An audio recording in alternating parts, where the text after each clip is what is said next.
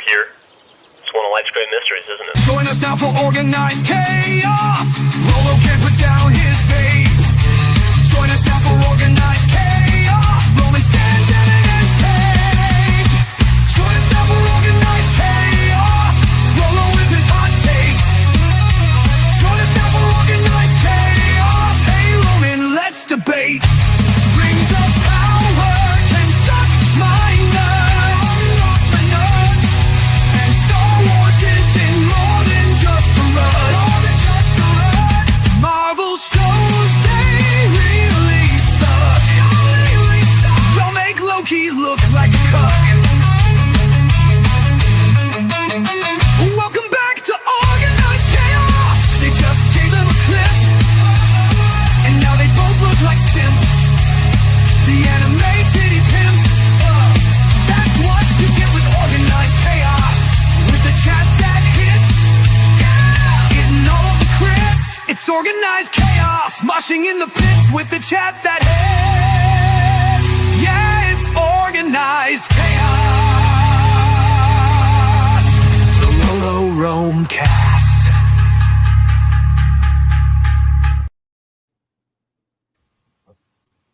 What's up, everybody? It's yet another week where it's just me, joined by a friendly guest, and this time it's Sleepy Me. Hello, Sleepy Me, being licked by Alan. I'm kidding. It's I didn't even notice the booby lover. Indeed, I am. I mean, I have plenty of images of titties on my phone if you want them. Oh, hang out in the Discord, guys, and you will actually get to see me fall asleep possibly on camera. Hey, no. You're only allowed to fall asleep on camera for Patreon. Dude, the first time I saw that, I was like, oh God, that wasn't on stream, was it? I was like, fuck. But anyway, I digress. It's been an interesting week. I've been sick as hell, bedridden since like Tuesday night. So I've just been barely doing anything. So to everybody who doesn't know in the Discord, I am alive. So hello. I just have not been very living the past couple days. I don't know what hit me, but it hit me hard. But like it. something, living dead girl. Living dead girl. Damn, I almost went into Dracula after that by accident. It's a different song, sir. Yeah, I know it is. That's why I stopped myself. It's been a while since I've listened to the great Rob. But we got a lot to talk about tonight. So, I mean, there's some Star Wars stuff to talk about. Obviously, the Legend of Zelda movie is creating some controversy, and I can explain my point on that. I don't really have a ton of problems with what we've seen so far, but we'll get into that. Also, Halo Infinite is done, so we're going to talk about that.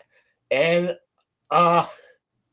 there's an article that I was just shown by Crimson, which we're going to get into. Basically, what happens when communists think they're entitled to your fantasy?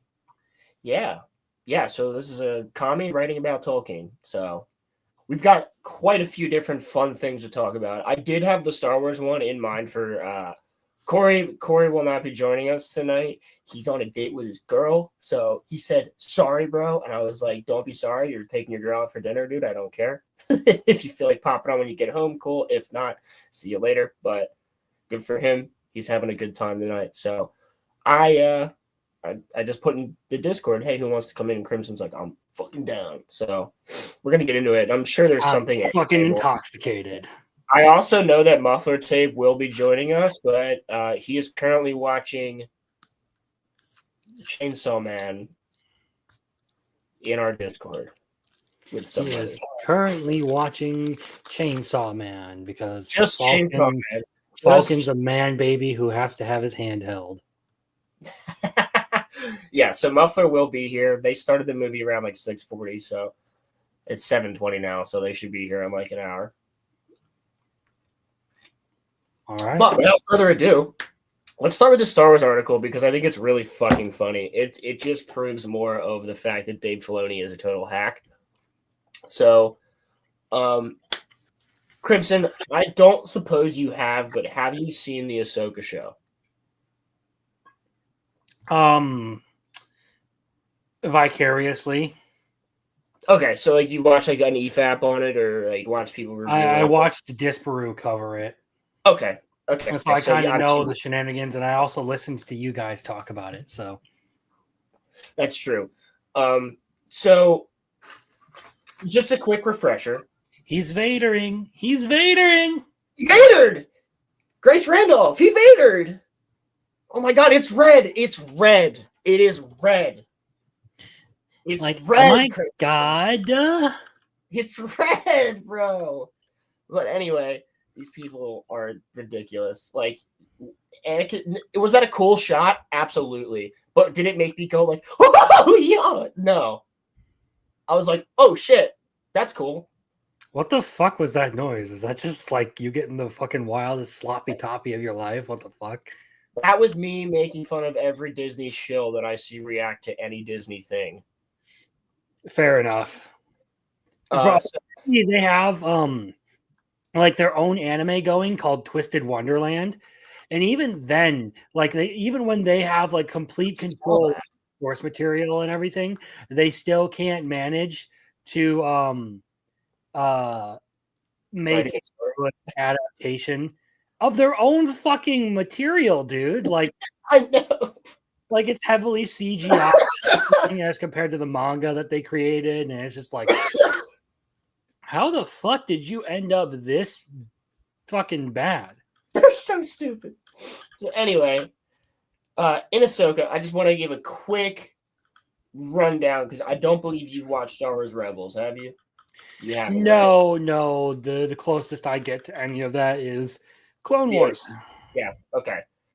So in Star Wars Rebels, there's a character named Sabine Wren. Sabine Wren is a Mandalorian. She used to actually be in the Imperial Academy when the Imperials took over Mandalore, and after the Night of a Thousand Tears, and she was in the Academy. She ended up creating this crazy weapon for them that could actually get through Beskar and like disintegrate Mandalorians. It's pretty fucked up. And so she destroyed the factory that was making that, whatever. But she's part of a rebel. Like she becomes part of the rebels, or is part of the rebels. That happens later with the factory thing. But she's part of the rebels. She's just a Mandalorian. She's the Mandalorian teenager on the squad. You know what I mean? That's it. Like, she might be like 19, 20. I don't know. Like, she's like 18, I think, when you meet her, 17, something like that. But, like, all I know is she's a couple years older than Ezra. And so she's grooming him this time. Got it. yes. And, well, it's not even like that until season 4.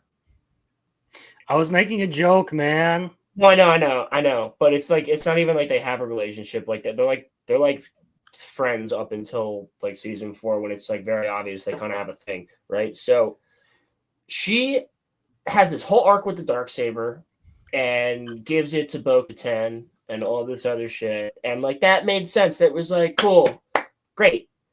Now like she's gonna continue on. Like the Darksaber doesn't necessarily require somebody with the Force to use it, right? It like so you don't need the Force to use a lightsaber. That's not a thing. So I'm sure Disney will make it a thing, but it's not. Then by the end of the show, when Ezra dips off and him and Thrawn get sent to the middle of Bumblefuck space, you don't know where they are because they only had to do that because they knew they didn't want to kill Thrawn, but they also couldn't have Thrawn still be around because then they'd be like, well, where was he in the original trilogy? So that's why. She's all sad that he leaves. And that's where her and Ahsoka get in the ship and they dip because they're about to go and find him, right? Mm-hmm. Well, in the show, that last cutscene happens at the end of the first episode of the Ahsoka show. And Sabine already apparently has been training as a Jedi with Ahsoka. And then Shin Hati, Balin Skull's apprentice, shows up and stabs the fuck out of her because she's obviously shit, right? And then for whatever reason, she decides she's gonna shave her head and look like a lesbian after that because she was hot when she had long hair. But Well, that's why you can't have someone who appeals to the male gaze, you know? Yeah, that's true. But then she gets stabbed in the stomach, just exactly like Qui-Gon Jinn. I loved Drinker's like breakdown of it. Oh, you want to argue how it's scientific that it would cauterize the wound? Here's what actually would scientifically happen to you if you got stabbed by a lightsaber. It would explode you. Yes. Yeah, your organs would explode. Get the fuck out of here. And she gets stabbed there. So why is Qui-Gon dead? What the fuck, bro? Like, fuck you. And she gets stabbed there and is left there for like a fucking hour till Ahsoka shows up or some shit. Not even. Well, I love Disbrew saying, well, it's because Qui-Gon Jinn's got dangly bits. Yeah, that's true. But it's literally like, no, that's because George Lucas was like, no, lightsabers are fatal. Like, because George was probably thinking about the fact that it would explode your organs. Vaporize your blood, yeah. Yeah, but when Obi-Wan slices through Maul fast enough, that could make sense. Because if it's quick enough. I still don't think that makes sense because it doesn't. George wanted to bring him back, so it's a George thing. I don't think it was a good idea, but if he's around, at least he had a good story arc for the most part till Rebels fucked him. But my point here is, so you have Sabine, who apparently is Force sensitive now, which in lore, there was only ever one Mandalorian that was Force sensitive. And he created the Darksaber. His name was Tar Vizsla. And he was the only one. Mandalorians aren't Force sensitive. They are one of the human races that aren't Force sensitive. In fact, they're not actually human. They are near human. They look like humans, but they're not technically like human, which would also be Corellian, if I'm not mistaken. So they're not technically actually human, if I'm not mistaken. So like, there's a lot of humans. It looks human enough. I'd still fuck it. Well, yeah, I mean, a Twi'lek looks human enough. Nah, the fucking thing's dangling off their heads. Fuck that. That's easy to. Those are handles. Those are sensory organs, actually. If you didn't know. But is this like one of those weird fetish things where like it's a erogenous zone or something? Oh, I'm sure somebody has that fetish. No, you don't understand. Like what I'm saying is it's probably one of those weird things where like if you touch them, they get off to that. I don't know because it's like it like senses like barometric pressure and like pheromones and like things like that. Like probably. But I don't know. It's a sensory organ. All I know is that it's kind of like Spidey senses in a way. So like that's why Aayla Secure is like really good with the Force. Like really good. If I'm not mistaken. It's been a while since I've read my Star Wars biology book, which I do have. Still couldn't tell that people were raising weapons at her. Well, that was because... Okay, we're going on a tangent now. It's okay. I don't care. We got time. Chat, I don't apologize. I am intentionally riling Rolo up. Yeah, okay. So that's because at that current point in time, Palpatine was doing the most he could to just cloud everybody's senses. Like, it's in Revenge. It's in the novel of Revenge of the Sith. You don't see it in the movie, but like he's like doing like he's like being Saruman, where Saruman's like like to make the fucking. He's out here doing like ancient Sith rituals to block. Yeah, bro. He is literally a Force counter UAV. Yeah, pretty much. That's literally what he was doing. So that, and he could only do it for a split second. That's why he had to have it all go off at once. I think he specifically called certain troopers, but I think he also just recorded like. Well, I mean, let's be real here. It probably was just recorded message that he sent en masse to a bunch of different troopers. But the Commander Cody one was specific. because he needed Obi-Wan dead. So the Commander Cody call was a very specific call. And like if Mace Windu wasn't on platform, that was a specific call. The Captain Rex call that we see in Clone Wars Season 7, that's a very specific call because he's actually calling a couple of them. All the other ones, it's recorded. It could just be an AI voice that changes the last name, like the name. You know what I mean? This is Star Wars. Of course, they have AI that can do that. Even though we never really see an AI, of course they have some. I mean, we do. We see fucking C-3PO, which is basically an AI. But when it comes down to that type of shit, most certainly the most important people, like the Yoda call, 100% was real. Because Yoda feels everything first, and then the call gets to his men. So it's like, Palpatine called like Cody, Rex, and then Commander Gree to take out those three. Because he already killed Mace. He didn't have to do that. Anakin's already taken down the temple. So all he has to do is take out the three closest Jedi to Anakin. And he's good to go. Because like if Ahsoka rolled up, Anakin's not killing. I don't think Anakin's killing her. I think if she were to just roll up with Obi-Wan, bro, they're done. And Palpatine knew that.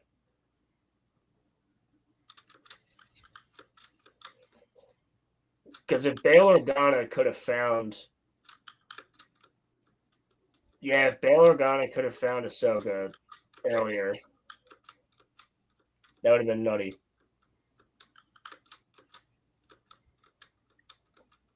But we don't do Star Wars Elseworlds. I don't know why they don't do that. They should just make they do Visions, and there's like quite a few good Visions episodes. But like, I think it would be cool if you did like a what if type of show, but with Star Wars. I think you could make a lot of cool ideas out of that. But anyway, let's get back to the topic at hand. So Sabine apparently just has the Force and barely trains with Ahsoka from what we're told. We're told. They tell us that she tried to train and she failed because she doesn't have the Force. Which I don't even know why she started training in the first place, just because she has Ezra's lightsaber, I guess. Like, nothing else makes sense as to why. They'd be like, oh, you have a lightsaber. I can train you how to fight. And then Ahsoka was probably like, oh, she's got a little bit of the Force in her. Possibly, maybe, kind of. Let's try and train it. It didn't work, so they didn't train each other. And then they would cross their arms over and over again and sit there for 30 seconds in silence until somebody said something. But I have a feeling that, like,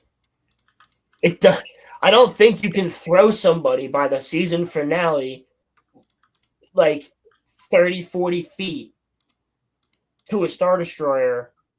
Crimson, your mic is really loud, by the way, or your keyboard. But I don't think that you could actually legitimately launch a person that far when you barely have any Force training just because Ahsoka says you can do it. Like, there was no setup for her to ever be Force sensitive at all. And that's what we're about to talk about in this article. Sorry for that little side tangent about Star Wars lore, but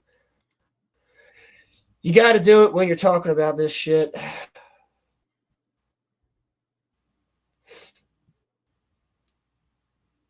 All right. So, Star Wars Rebel writer throws shade at Ahsoka over Sabine's Jedi twist. Yeah, look, bro, they made her like so unattractive.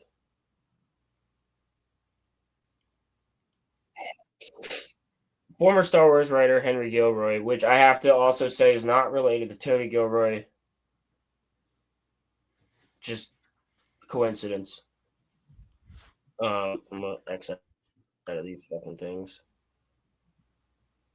But anyway, Henry Gilroy recently threw shade at Ahsoka Season 1 over its shocking Sabine Wren Jedi twist. Dave Filoni. 2023 streaming series, which followed up all the stories. For its saw Natasha Louis Bordizzo's Sabine confirmed as Force sensitive, which is fucking stupid. This culminated in a divisive moment among fans during the Ahsoka Season 1 finale, in which the armor-clad Mandalorian used the Force without any proper training to harness her powers. Exactly. Dude, she's actually Rey. It's crazy. She's like literally Rey. She Oh my sucks god. at using. She sucks at using the Force throughout the entire show. And then literally Ezra's just dude, and then when she shows up to Ezra and you're expecting them to like hug or kiss or something, they just go like, hey, and like shake hands. And I was like, bro, y'all set up a whole romance in that Rebels show. And I wasn't even the biggest fan of Rebels. There were certain characters I liked. I hated Ezra in the beginning. I actually like him in season 4 and by the end. And I like him in this show, but you make him a bitch. Like the actor that plays him, I'm glad that he's back. I'm glad that Ezra is back in the regular galaxy and all these other assholes are stuck in the other one. Because I'd rather just have Ezra just be around and hang out with Luke Skywalker and do something. Because they're the same age. That's what I'd rather. I would much rather Ezra be one of the Jedi Masters just working with like Luke. Just leave Ahsoka and Sabine trapped over there. The other thing is we have the Hound from Game of Thrones replacing Ray Stevenson as Balin Skull. And you know what? I think that's probably the best actor you could get for the job. It just sucks that we don't have Ray Stevenson because that was the only good thing of that show. But it's him and Shin. He was a surviving Jedi from Order 66 that found a Force-sensitive kid and raised her. And he's not a Sith and he's not a Jedi. He's just his own thing. He's interesting as fuck. Give me a show about him. I would just rather watch a show about that guy. I think he wants to like. I don't know. I think you could do so many cool things with that character, but inevitably it's not going to be, right? This is Disney. I was going to say it's Disney. It doesn't matter how cool the character is. They will find a way to butcher the character. Yeah, and he's going to die like a bitch. That's just what Disney is. They've butchered their own characters. They literally created the Mandalorian and butchered him by season 3. Like, what? How do you do that? Supremely cucked writing. That's how. It's terrible. Okay, so anyway, continuing with the article. During an appearance on the Pod of Rebellion podcast, I don't know of that one, but I'm sure it's some Star Wars show cast something. I hope not, but it probably is. Gilroy commented on Sabine's Jedi turn in Ahsoka, calling it a shock and not what he had envisioned for the character when he was working on Rebels. It was absolutely not the plan to make Sabine a Jedi, Gilroy posited, adding that we had a conversation in season 3 about whether to, and we actually felt that not only did it step on Ezra's story, but it was a retread. Said it was absolutely not the plan. As a matter of fact, we had a conversation. So you're telling me that Gilroy knew what he was doing, but Filoni didn't? Yeah, he said, like we already did this. The idea of Sabine training as a Jedi when she is already this fantastic warrior of her own type, we felt like this is overkill. Makes sense. I agree. Because she got really good at being a Mandalorian. And having a Mandalorian marry a Jedi would be really fucking cool. But you fucking ruined it. You fucking made it lame. And then you could have had another Mandalorian Jedi because it would have been their kid. What the fuck? Like, come on, dude. Come on, man. Come on, man. Come on, man. How do you fuck this up? Come on, man. Corn pop and shit. He continued remarking that, I'm just going to read fuck it, I'm just gonna read his actual quote.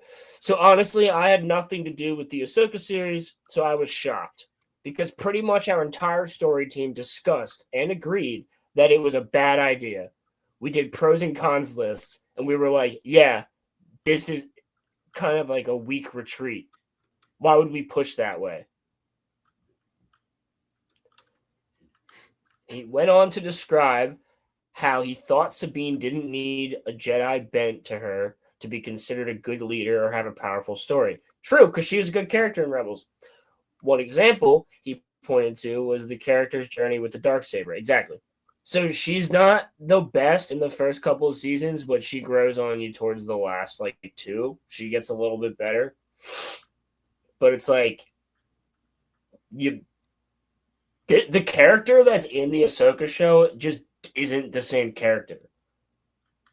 They have the same name, but they're not the same person. She doesn't even act the same. She acts like a bitch. Like, for most of the fucking show. Said, however, what I love about her story with the Darksaber is you don't have to be a Jedi to have Jedi ideals and embrace the Jedi philosophy. Facts. And I think that's what's really a more important thing. Rather than like, now I'm going to force push Ezra from his feet, even though I have never used the Force before. Bro, I love that this one of the head writers just calling them out for their shit, dude. Let's fucking go. Yeah, I felt like it really kind of diminished her in trying to make her a Jedi because she doesn't need it. She doesn't need to use the Force. Alright, I'm gonna leave it there. Yeah, she'll be in the next season of Ahsoka, season 2, guys, next year, which I will definitely be reviewing. Yeah, it like to say something new. Thoughts, Crimson? I feel like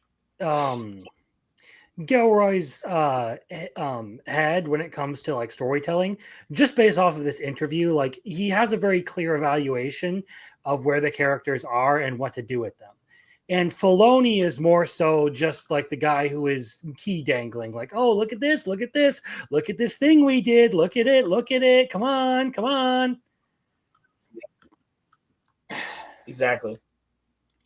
And because Disney's only listening to the people who will suck them the fuck off, you're not gonna get a lot of people who actually have their head on their shoulders right, like Gilroy does in this situation.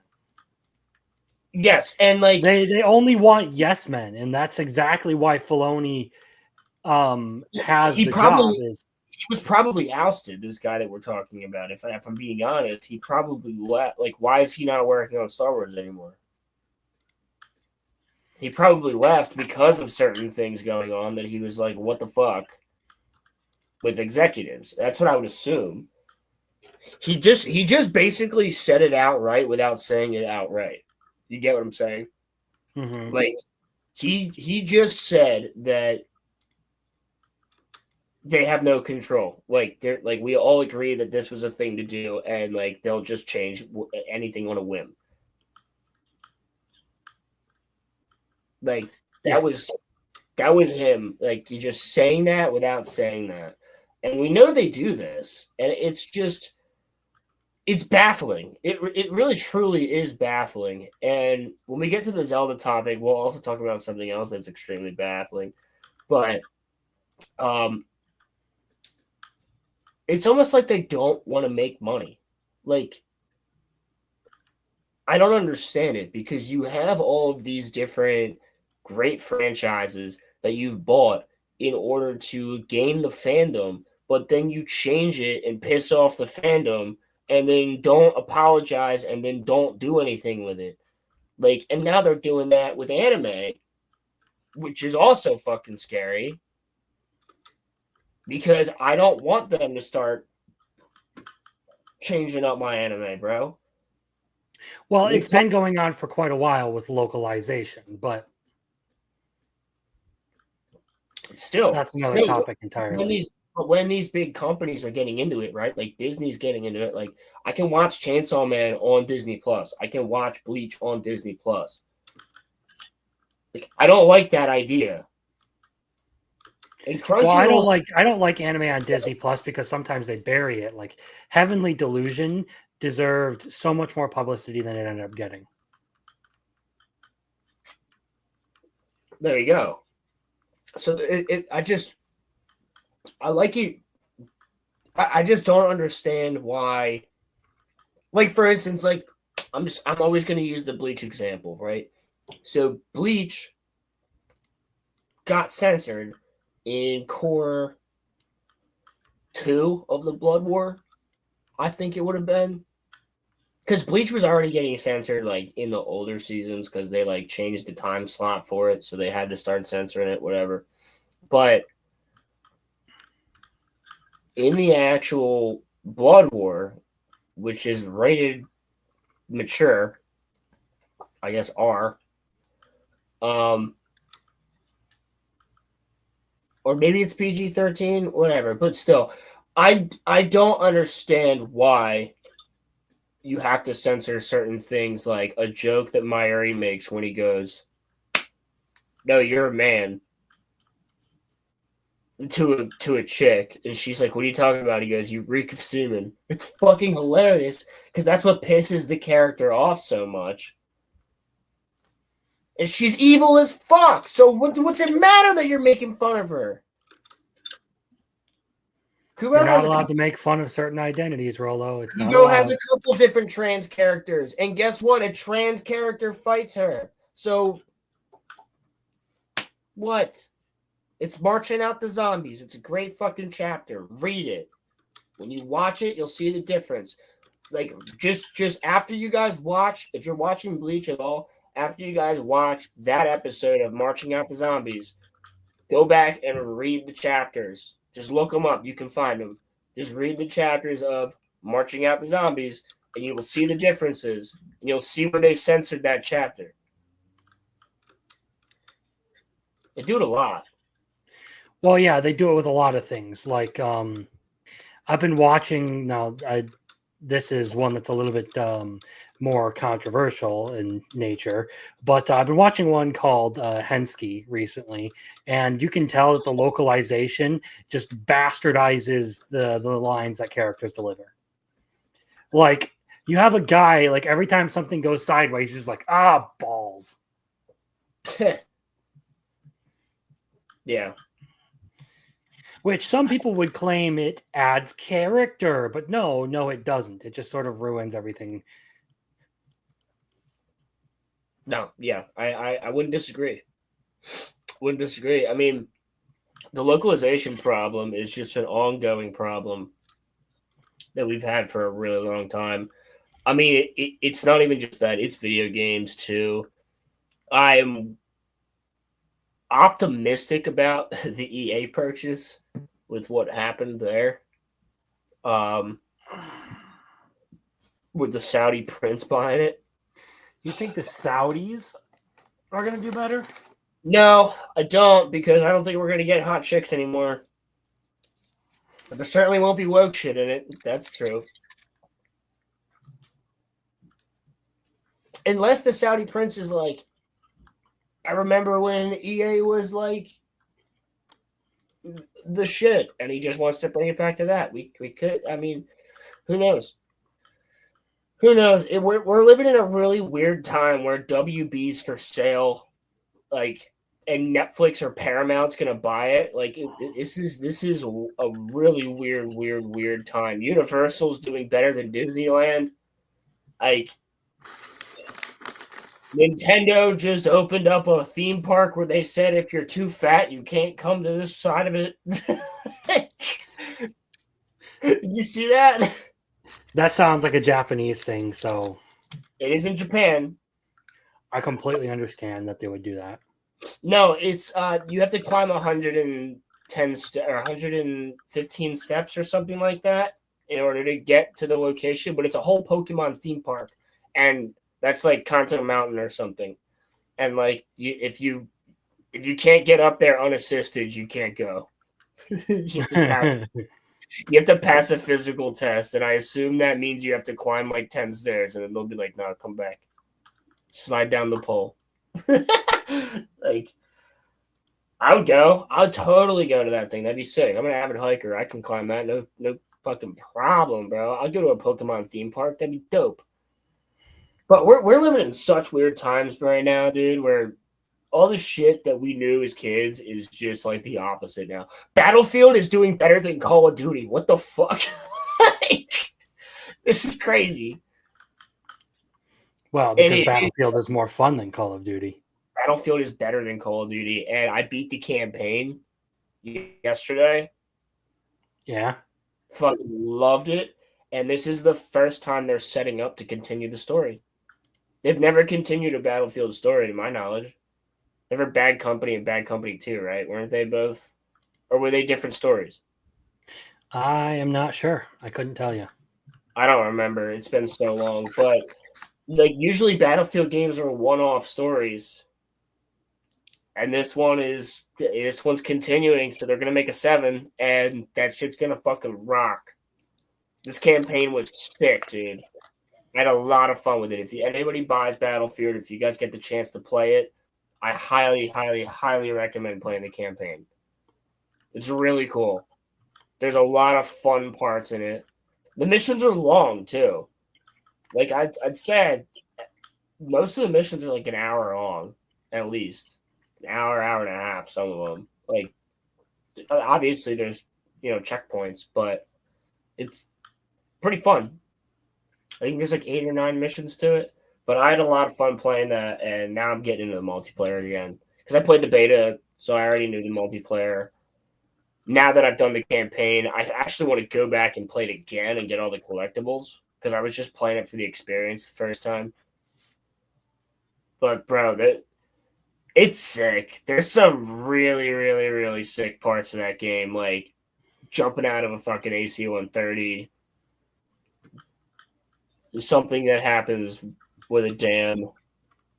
Something that happens with an ICBM. Like, there's just cool shit. Something that happens in New York, which is in the trailer, so you can see that. It's just cool game. Very cool game. Very, very cool, Kanye. Not gonna lie, I may never end up actually getting around to the campaign because the only reason I played Battlefield is for the multiplayer. Yeah, dude, I think you should play this one for the story. I really think you should. At least the first mission, just see how you feel about it. Because it's fucking cool. And it's the squad aspect. You have a squad. You can tell your squad what to do. Like in the campaign, it's cool. It's cool shit. And the revive works the same way. So you like drag them back, revive them. It's fucking dope. I had a lot of fun with that game. I'm probably gonna play that game either later or tomorrow. But I played the multiplayer. I haven't played the battle royale yet. I don't do battle royales, so there we go. Motherfucker's like, bro, you gotta play with me, and I was like, bro, I'll try it. I will try it. But I used to be really good at Firestorm for the time that it existed. I only like that battle royale the most out of all of them because destructible environments. Like a motherfucker's camping in a building, you just take out the supports. Fuck them. It's great. Fuck you. Let's blow you up. Bitch. But anyway, yeah, dude, I've been having so much fun with that game. The only games I've played recently have been Battlefield 6, Helldivers, and Expedition 33. I haven't played anything else. Nothing else new. I have not been playing anything new. It's literally been Battlefield and Minecraft for me all the way. Expedition 33 is really good, but I'm on this boss right now, and Oh, did you see Cabrutus, DEI detected? Yeah. said he hopes that Expedition 33 doesn't win Game of the Year because he hates the fan base of it. Is there some crazy fan base of it I'm not aware of? I just like the game. I think it's No, fun. Kabrutus is just a dickhead. I was gonna say I haven't heard anything about some weird fan base for Expedition 33. Like it's just a really good fucking game. I'm sorry, it just is. If you like a turn-based combat game, it's just fucking sick. It reminds me of this indie game I used to play called Haven, which was beautiful, where you played as a husband and a wife that escaped a totalitarian regime, and the wife is the daughter of the leader of the military, who is a woman, and she's like Hitler-ish. And then the son is a scientist, and the two of them escape. Their ship crash lands on this random planet, and they start living on this planet together. And they use their technology that they have to start a farm and start a house and start a home, all this other shit. And they're like helping the planet like rejuvenate, and it's really fucking wholesome and it's really cool. But it's turn-based combat. You switch between the husband and wife as you play.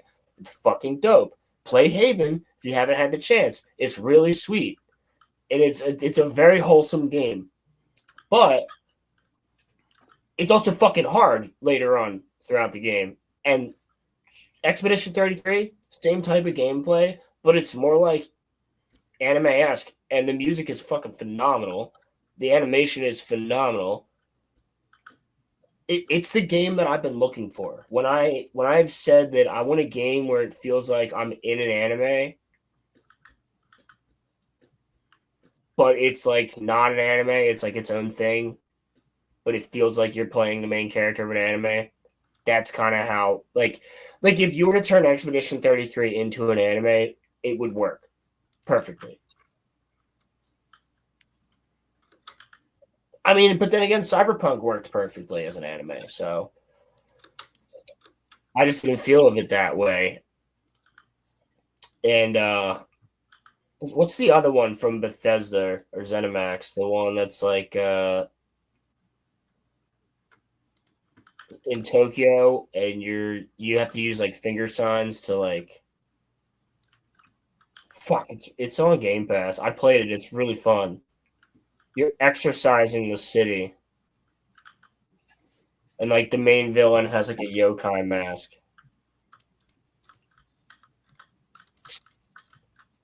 Fuck, I don't remember the name of it. If you look it up, it's a Bethesda game. It's fun. You get to use like legitimate Naruto hand signs to like fight shit. It's cool. Fucking dope. I've never heard of this, so I'm gonna look it up real quick. Hold on. I think it's some Shinobi. Shinobi game Bethesda. No.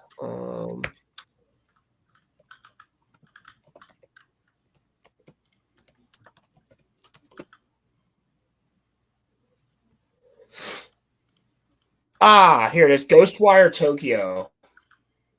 oh, I think I've heard of that one. I know there was a bit of a localization controversy over it a little while ago. Well, I watched it in I mean, I played it in Japanese. I don't play it in English. I'm like it's an open world, so it's kind of hard to say how far I am through the game. But it's not easy, dude, and it's actually scary as shit. There's Slendermen with umbrellas that walk around, and they'll just fucking walk at you really, really, really fast. They don't even sprint; they just walk really, really, really, really, really quick. And then there's like another form of yokai, which is like a headless schoolgirl, like the schoolgirl outfit. It's like that just doesn't have a head, and they're like ninjas. They'll just like fucking do crazy flips and shit. And then there's like more and more, but I'm doing a lot of side quests in the game right now and exploring a lot of the area. But basically, everybody in Tokyo has turned into souls except for you. And your sister's one of them, so you're trying to stop this shit. And there's this guy that's trying to help you. And if you run up to the phone booths, you open the phone, Like you like break the phone off the front, like open the box behind it, and if you tap, there's another phone keypad, and if you tap it in, it's for like the Soul Reaper type of dude. It's like some Bleach shit, but it's like mixed with Naruto hand signs, and you get all these different abilities. It's really fucking fun, but you're also like a detective. It's cool as shit, and you're exercising them. Like so, you do this thing where like you like shoot out these wires and you wrap them around your fingers and pull them back and like pull out the soul of the fucking ghost. It's cool. You're like Doctor Strange. It's fucking sick.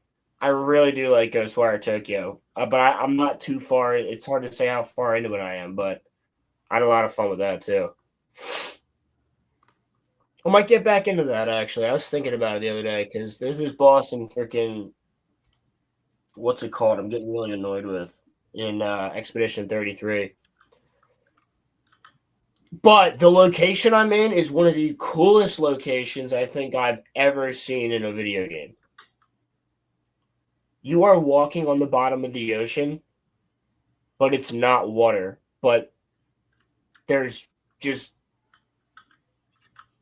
like whales swimming around and like fish swimming around you and all this other it's beautiful, bro.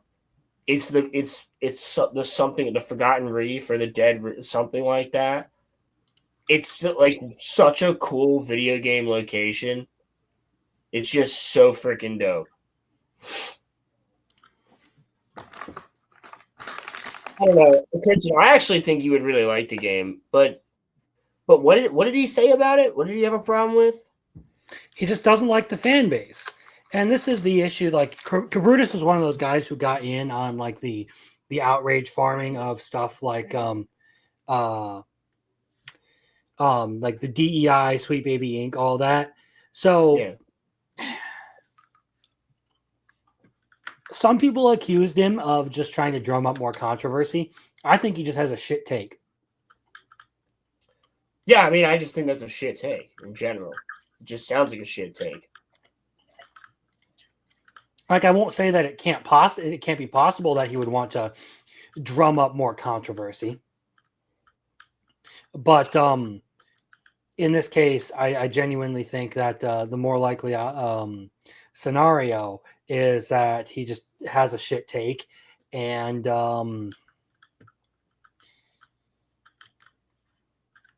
he should shut his mouth on the issue. Well, I mean, I haven't seen anything from the fan base that would be considered to be like weird or like, I mean, there could be stuff I just haven't seen, but like, I don't know. I haven't really looked into it all that much because I'm kind of just going into the game blind. Like, I'm on like, I don't know. I could tell you how many hours I have into it.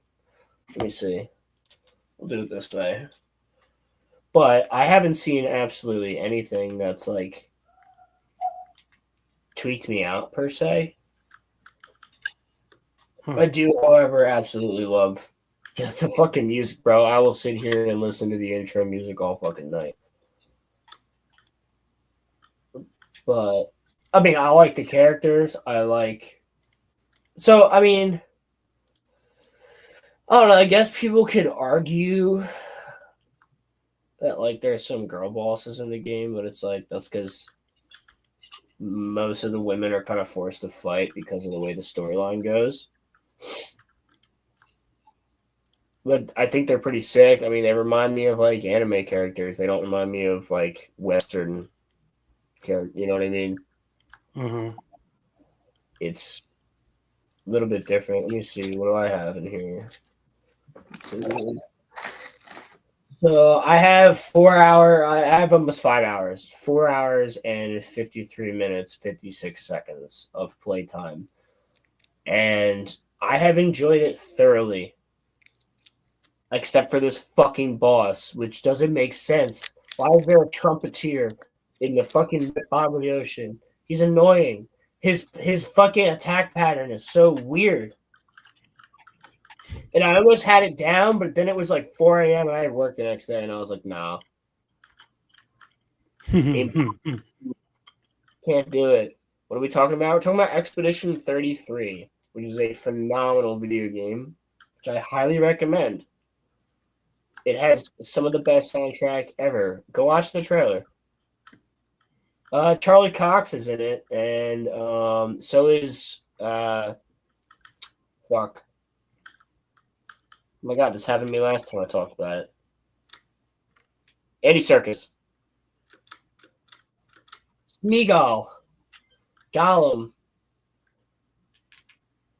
The Man.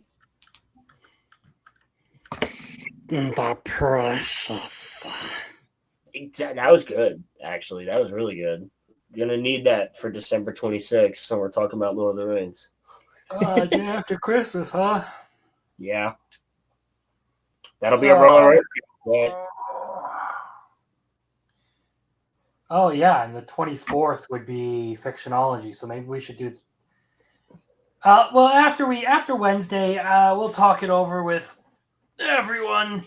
Yeah, we might be do Tuesday that week. That way, it's not Christmas Eve. Yeah, I don't want to interrupt everyone's family time over the holidays. So, I mean, bro, I'll stream on Christmas Eve, but like, you don't want to. You would much rather spend it with your parents, right? oh, for sure. But like, That's my point. Yeah, I would rather sit downstairs and watch "It's a Wonderful Life" with my mother. Fuck yeah, dude! That's the one that we always watch. That and Christmas. It is the best Christmas movie ever. So fuck off. That and Christmas Vacation are the two best Christmas movies. I also really like The Year Without a Santa Claus. I think that's a good one. But speaking of holidays, we're gonna do. I gotta do fucking Planes, Trains, and Automobiles. It's too good. That movie's phenomenal. I might have to stream that for the Discord. You ever seen that? It's the only Thanksgiving movie that exists that's good. Trains, Planes, and Automobiles? Yes, I've seen it. You're like a chatty. I'm glad that Roman isn't here to start saying shit about Freebird.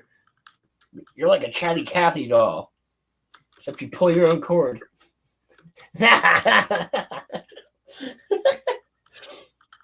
It'd be so fucking good. My hand is between two pillows. Those aren't pillows. I need a fucking car with a fucking key so I can fucking drive to fucking somewhere. Are you gentlemen aware of how fast you were going? Sorry, officer, but the speedometer's a little broke. It's like fucking melted.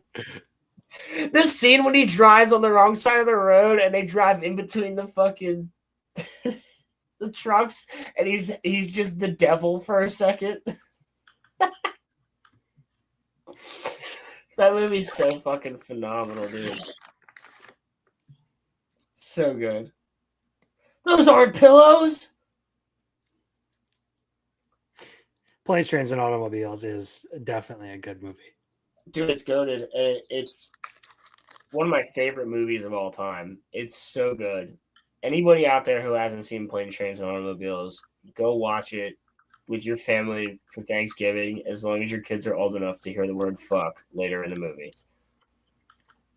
There you go.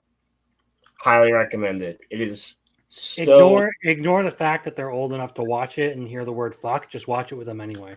Yeah, watch it with them anyway, because my parents showed it to me when I was like 8. They were like, yeah, he can get through that one scene. Because it's a funny scene.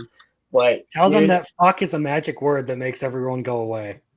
I've never watched a man get picked up by his nuts before.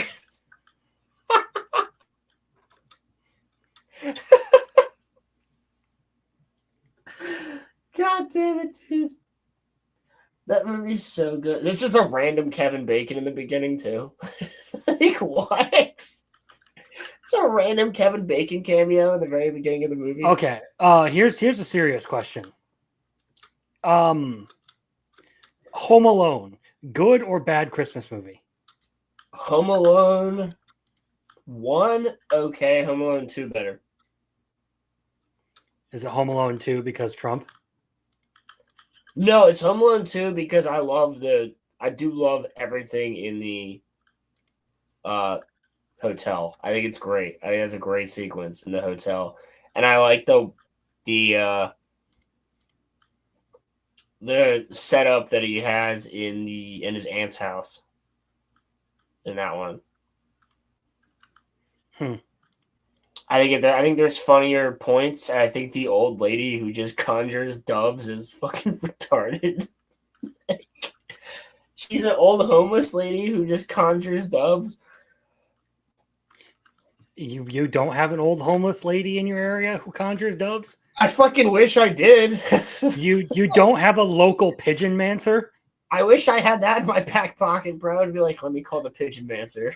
All right, I need to talk to Corey about joining your D&D group. I need to make a character that is just a pigeon mancer. He just summons pigeons. Yo, actually, bird wizard, do it. I would love to have a bird wizard on my crew. A bird wizard, but he can't summon any good birds, just pigeons. It's like dodo birds and penguins. Dodo birds, penguins, and pigeons. Oh my. You get like chickens. I don't know. Chickens can be scary. I was about to say, chickens can be pretty fucking useful. You can eat those motherfuckers. Oh, dude, you could summon like a pack of swallows and they would just swarm something. Well, depends. African You or would European. basically be what is the fucking guy from My Hero? You'd basically be him. Oh, the fucking retard dude. Yeah, the Coda. That's his name. I don't know how I remembered that. Don't ask me. Rom Coda? No. No, Rom Coda's the shit. No. When it comes to D&D, I come up with like ridiculous like gag ideas. Like my original idea, if I ever joined, was Goose Knight. It's just a dude like who is like a sword fighter with armor and everything, except for he has the head of a goose, and the only thing he can say is honk, like a fucking goose. And if he tries to write anything, all it says is honk. So he's like Chewbacca. Yeah, except for you can't communicate with him at all because it's just honk. What if we ever turn Goose Knight back into a human? See, we'll burn that bridge when we get there. So I like these ideas because my character is a pirate captain who's also a ranger, who's also a changeling. So it might be useful as fuck if I turn into Goose Knight at one point. We got 2 Goose Knights. Fucking crazy. Currently, my character is just fucking two jacked geese with swords just honking at each other aggressively. We would just look at each other and you would be like honk, and I'd be like, just turn into Goose Knight, and be like honk, and just fucking run into battle, bro. Just 2 of them. Except I have the skills. And like a fucking for Frodo moment. Except for it's just bro. It's just goose noise, and just charges into battle. I have 2. Well, here's the thing. Because I'm a ranger and an archer, I have tons of those fucking skills. I'm super agile. Like, I have a really high agility skill. I'm basically an assassin from Assassin's Creed. Pretty much. That's basically my character, but he's also a changeling, so he's the ultimate assassin from Assassin's Creed. But he's also a pirate. He's also looking for a girl of some kind. You don't know who it is. It's a woman. He'd be looking for his booty. Well, it could be my booty. It could also be my mother. It could be my sister. It could be my friend. It could be nobody knows yet. I know because I've already thought out my character story, but nobody else knows. We'll do another one soon. I'm excited. Once we get everybody together, we do everybody's one shots. Because we're all in purgatory currently. So. Yep. Interesting stuff. Roman is a storm giant. Yeah, and I listened to the shit that he was doing. I'm just like, he's the fucking pacifist monk picking a fight with this old man for God knows what reason. Oh, dude, the old man is my homie, and I'm taking him with me when we leave. He's coming with me out of purgatory for sure. Because I know Biwa Man is going to be important. That's just his name is Biwa Man.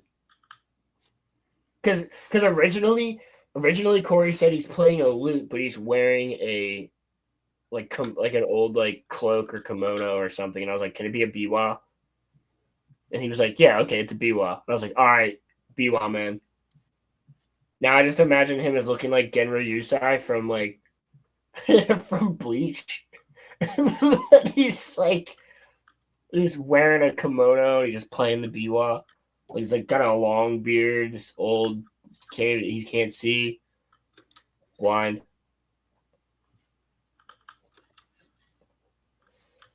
Biwa man's the shit. We're on this tropical ass crazy island too. I mean, he never even said it. Oh no, Corey did say something about a palm tree.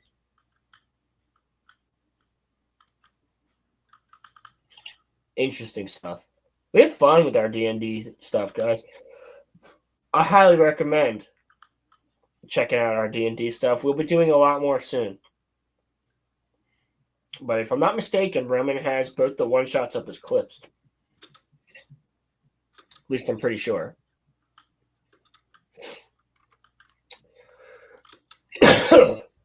Well, what are you playing right now? Battlefield? I'm playing Minecraft. Oh, I should. I needed a break from the competitive stuff. So yeah, I've been playing. There's actually a really cool mod pack called Integrated Minecraft. It combines a bunch of mods, but it's all centered around one system called Create, and it allows Create is basically this whole mod built around industrialization. Basically, it allows you to create like automatic systems for like forging and refining stuff. Okay, I've seen that one before. I know what you're talking about. Sorting materials. You can also use Create to make giant like mega structures that move. Is that the one that also allows you to make like industrial equipment, and you can also make like a rocket ship? Is that the one?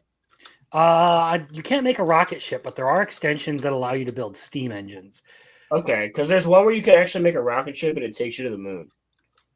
Yeah, I do know. I do know. There's that. I mean, I could show the preliminaries of what it looks like here in a second, but yeah. Share your screen, right, buddy. Let's see what I can do here. Well, you should be able to share your gaming screen, right? Is that not possible? Yeah, I'm just tabbing out. I'm trying to make sure I can. Oh, come on! Don't fuck with me like this. Don't fuck with me, Crimson. Yeah. Give me a second. Share screen, window. No seconds are allowed. There we go. I should. Okay. Oh, look at this. Yeah. I missed this game, dude.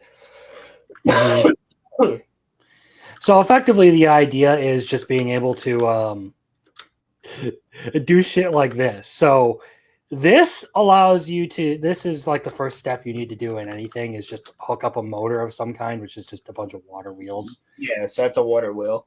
And this is the press, and I needed the press to make iron sheets because I needed blaze burners if I want to move on.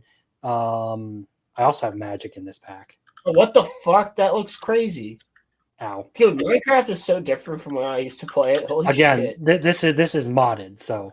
No, I know, but it's just like even I. But have effectively, mods. I need the blaze burner in order to. Okay, I can make that now since I have the sheets. But to move on, I need pewter, and in order to get pewter, I have to mix something while I have this active. Okay.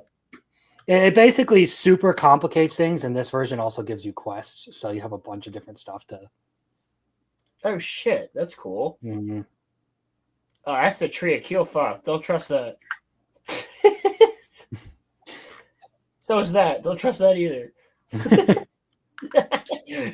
But yeah, it turns Minecraft into like a much more RPG sort of. So that reminds me, have you ever played Divine RPG, the mod for that game? It's an old mod, but it checks out. Maybe I don't know. The closest I've gotten to like anything like that would be Cisco's Fantasy, and then I forget what the other one was called, but it was another fantasy mod pack. So with Divine RPG, you get stuff like multiple worlds, and you have to go through each world, and it's really fucking cool, bro. I think there's like 9 to 10 worlds on this mod, and like you basically travel through each one on this quest. It's pretty cool. My friends used to play it from Scouts, a couple of them, so I got to play it a little bit. But like, obviously, I had Xbox, so I couldn't mod it. So I only ever played modded Minecraft in people's houses. I want to play it again. Do they have they do have mods on Xbox now, but I'm re-downloading Minecraft because I think I'm gonna do the Pandora pack, bro. I'm gonna make myself some Avatar shit because I'm really excited for Avatar 3, and that's something that I didn't put in the title. But I should have, because there is something I want to go over when it comes to that. God damn it, he's talking about Avatar again. Do you not like Avatar? No, I'm just making fun of you. But do you like it? Like, how do you feel about it? I'm neutral. I don't particularly care for it. Will you see the third one? I haven't seen the second one.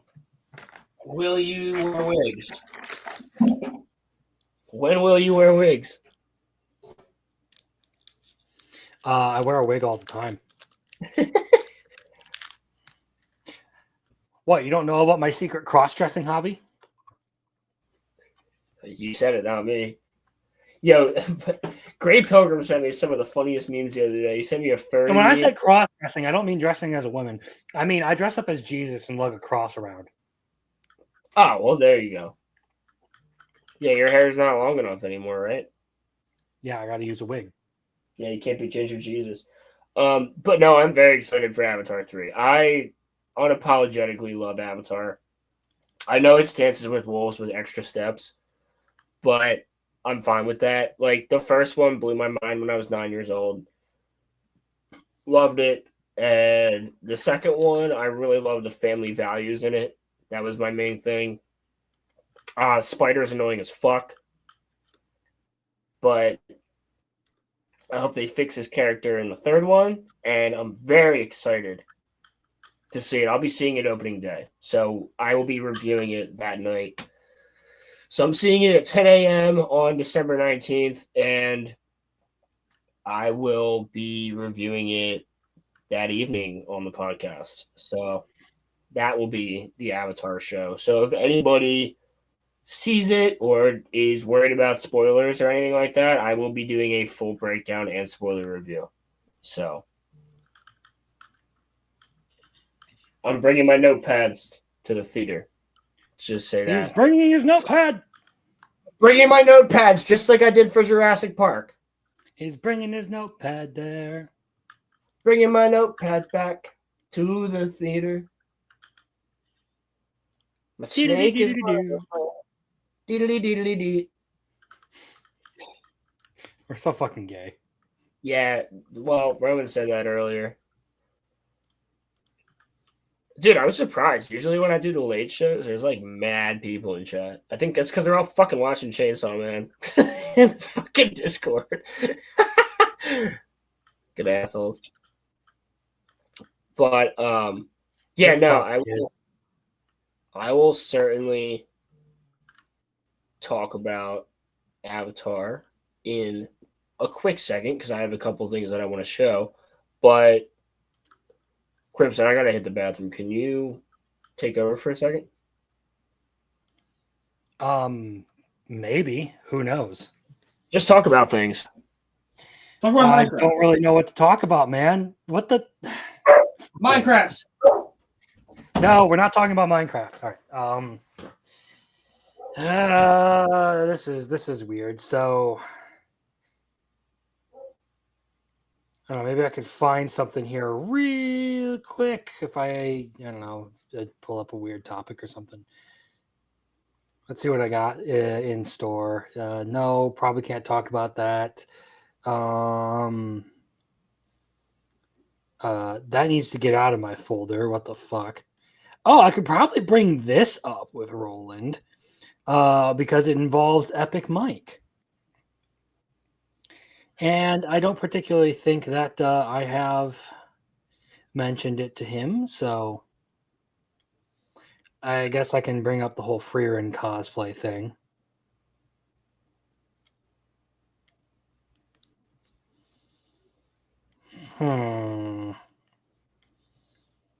That's just all bookmarks. The issue is I don't keep up with a whole lot of other entertainment nowadays. It's like my thing is specifically anime. And what few things that I do come across are because I am involved with somebody else's stuff. It's not particularly because I have like some kind of hatred for a property or anything. It's literally just that as it stands, I'm not particularly invested in a lot of the things that are going on right now. Facts. So I'm very quick. Yeah, sorry, I don't have any like topics to You're good. Go over. I do have one that I guess I could bring up, but it's mostly because it involves Epic Mike. Well, let's talk about it because I'm a fan of Epic Mike. And it has to do with Freerin, so it kind of ties a couple of things together here. Okay, well, let's go. So, do you know anything about the Freerin cosplay shit that happened on Twitter a little while ago? I heard something about it, but I don't actually know what the whole thing was. Okay, I will share my screen here and let you see. So, okay. I found this before Epic Mike retweeted it, but here we are. So, this lady here decided to do a Freerin cosplay. Yeah. And for those of you who don't know what Freerin looks like, she doesn't look like that. I'll tell you that. Blonde hair, blue eyes. We'll go here. We'll do this. Like you can see, this is what Freerin looks like the official design. Yeah. Okay. Well, apparently to some people, this was a grave sin against the world that this black woman would decide to, cosplay as Freerin. Which, let's be honest here, this is a fantastic cosplay. Like this looks. That's great. A fucking awesome cosplay. That's retarded. Mm-hmm. Because, dude, all right. Give me before we get. All right. I want to say this before we go into the Epic Mike thing. Over under how many posts before we get to an N-word? 2. Nope.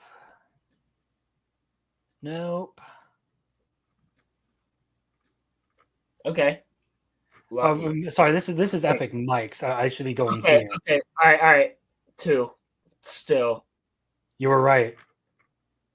Brandon Varnell, and then we get to this. Yeah, so that's actually kind of the theme that you get throughout all of this is just a lot of people being shitty to this person. And this is something I didn't want to. Go ahead. Pull that picture up fully. Can you pull that picture up fully and just show how good her cosplay is? That's phenomenal. That is awesome. And it doesn't matter, dude. With the first time that I went to a cosplay, I saw a black guy who was clearly gay dressed as Tracer from Overwatch.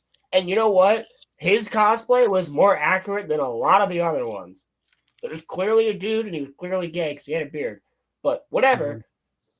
And he had his boyfriend with him. My point is, still a great cosplay.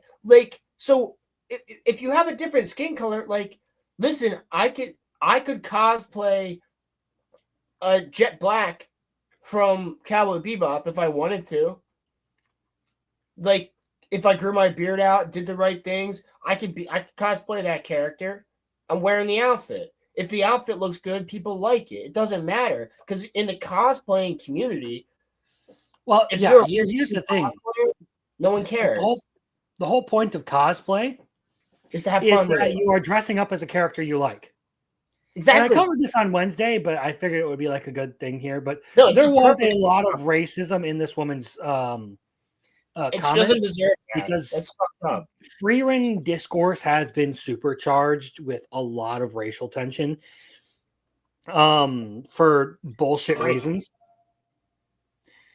But a lot of people have come to the conclusion now that any kind of race swapping is bad.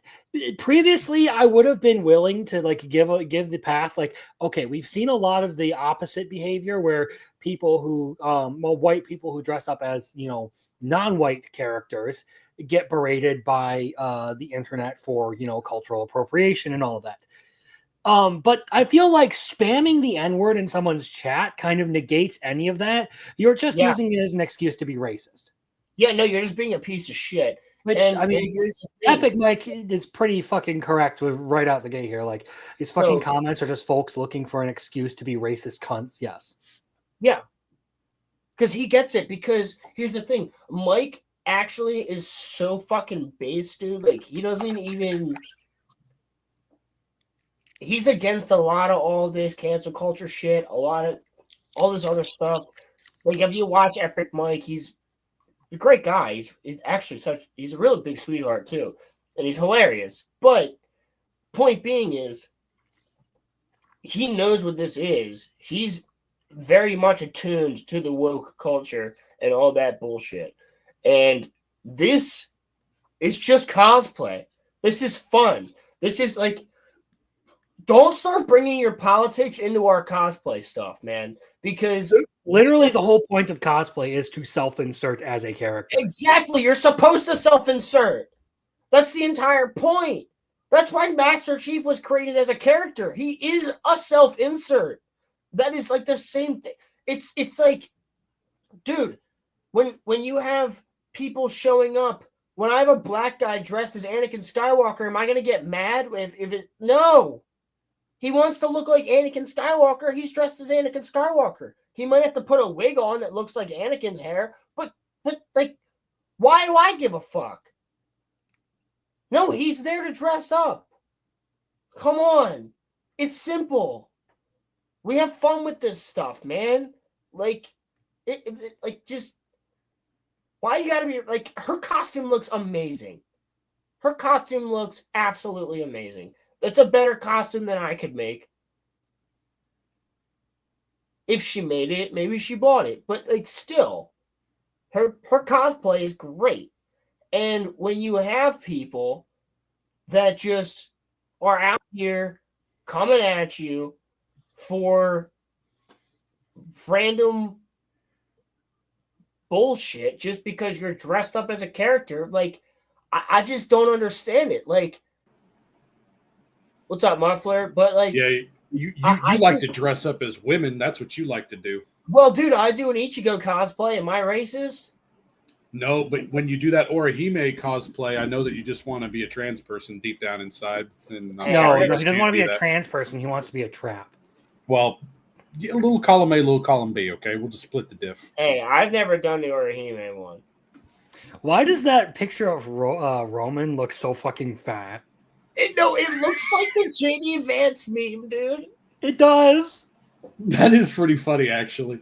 That was just his, like, somebody, I literally pulled that from hold on. Somebody else did. Like, they took a picture of him and put him in something else. And so then I just cropped that out. So, yep. Probably an old Ronnie screenshot. Yeah, I think so, probably, yeah. Hold on. Wait, how do I bring this back up? I guess I gotta remove it. Yeah. Bring the article back up. My bad. I was listening to you for a second or two. There. I mean, dude, like this whole cosplay thing. It's like the whole point of cosplay is being something you're not. Sure, when I went to Comic-Con not too long ago, actually no, it's long ago now. Like one of the cosplays I want to do is Aldebaran from ReZero, but I'm not going to chop off my fucking arm to do that. No, and like. I saw these girls that did a phenomenal fucking job, and I got a picture of them. It's a picture with them. I was like 15 at my first Comic-Con. It was it's somewhere. My mom probably has it on her camera, but we went as a family. It was fun. Like, they loved it. But I got a picture with orcs, man. That was when Shadow of Mordor was coming out. Shadow of War was coming out. So there was like all these orcs. I got to play the game before the game was out. It was really cool. But I got this picture with these 3 girls, and they were Na'vi from Avatar, and they were fucking on point, bro. They had prosthetics, they did everything, and I was just like, yo, you guys just look amazing. Like, can I just get the full body paint and all that shit? In the middle of fucking October, like it was cold. I was like, yo, y'all are killing it right now. Like, and then there's people coming up to me asking me for pictures because I was dressed as an assassin from Assassin's Creed. It was weird. But you get some really cool ass fucking cosplay. There's an Imperial officer. Hell yeah. I just want to seen some good cosplay too. So yeah, I know what you mean, man. Dude, so it's like, what's the problem with somebody cosplaying somebody that's not the same skin color as you? I don't get that. Like, if a white guy wants to be Tosin from Bleach, like, he could be Tosin from Bleach. But that's an interesting one with Black Panther. Like, would that be socially acceptable if you were just a big fan of Black Panther? Well, if Black Panther's your favorite superhero, then it should work. It should work. But would it actually work? You're in a big city. I'm not. So like, how would that fly? My favorite character is Black Panther. Like, then what's the problem with that? I want to be Black Panther because I love Black Panther. Like, so I'm not saying that there's a problem with it. I'm asking you a rhetorical question because you're in a big city, and so I'm asking, would that fly where you live? Actually, in Philly, I think it would because Philly is pretty. Like in Philly, if you walked around as Black Panther, people would be like, "Yo, what's good?" And then if you took your mask off and you're a white guy, you'd be like, "Dude, I'm the biggest Black Panther fan." All this other shit, depending on what part of town you're in, I think people would fuck with you. I think they'd be like, "Fuck yeah, bro, good shit. We love you. Glad that you're a fan of Black Panther." Like that would be that's just how it is in Philly. If you're in the right area, I say. Fucking Mike's response here. Sorry to interrupt here, but like, as if your people didn't try and kill an artist for drawing a squid less black before. Mike's just like, the fuck you mean, my people? That's great. Like he's throwing down with people in his comments here for defending. Yeah, of course he is, because he can hold his own. Yeah. Like, it's just fucking bullshit, dude. No, I'm saying I respect it. Like, this doesn't deserve hate. It's fucking cosplay. Who gives a shit? I talked with Crimson before about this, that, like, I really don't care that much. Like, I mean, for me personally, like, when it comes to cosplay, I don't care. Like, I may not be, like, a super fan of it, but it's totally tolerable. Like, I don't care at all, right? Like, and in fact, I would encourage people to try to express their fandom in positive ways rather than gay shipping and, like, you know, stupid shit like that. Okay, like, I mean, yeah, just, you know, but the thing is, like, I think we talked about it before, but casting an official property is much different than, like, either fan fiction or cosplaying, something along those lines. So, like, you know, I would separate, you know, the fandom aspect of it directly from the actual property. That's the crux of this. Is I extend that argument out to, like, even fan art too. Like, I don't care if someone draws a black edit of an anime character. Who gives a fuck? Okay. Yeah. It's the same as cosplay. It's unofficial. It's for fan consumption. Let people have that. Yoruichi is not fucking white. And do you think anybody gives a fuck if a white chick cosplays Yoruichi? No. No one cares. Because some people will, but Yoruichi's hot. My point is that, like, when it comes to actual, like, official adaptations, it's a different thing. Because, yeah, the adaptation should look as it was described in the material. There aren't, you know, sometimes there are significant reasons as to why things are portrayed the way they are. Exactly. Right, like not having a black Snape so that way you don't get accused of, you know, lynching a motherfucker and doing other horrible stuff, being racist and stuff like that. You know, logical reasons. That would be a good idea. Yeah. That would be a good idea. It would be like if someone suddenly decided that Sith lightsabers being red was offensive. Oh my god. It would almost be like somebody that just said that lightsabers don't kill you anymore.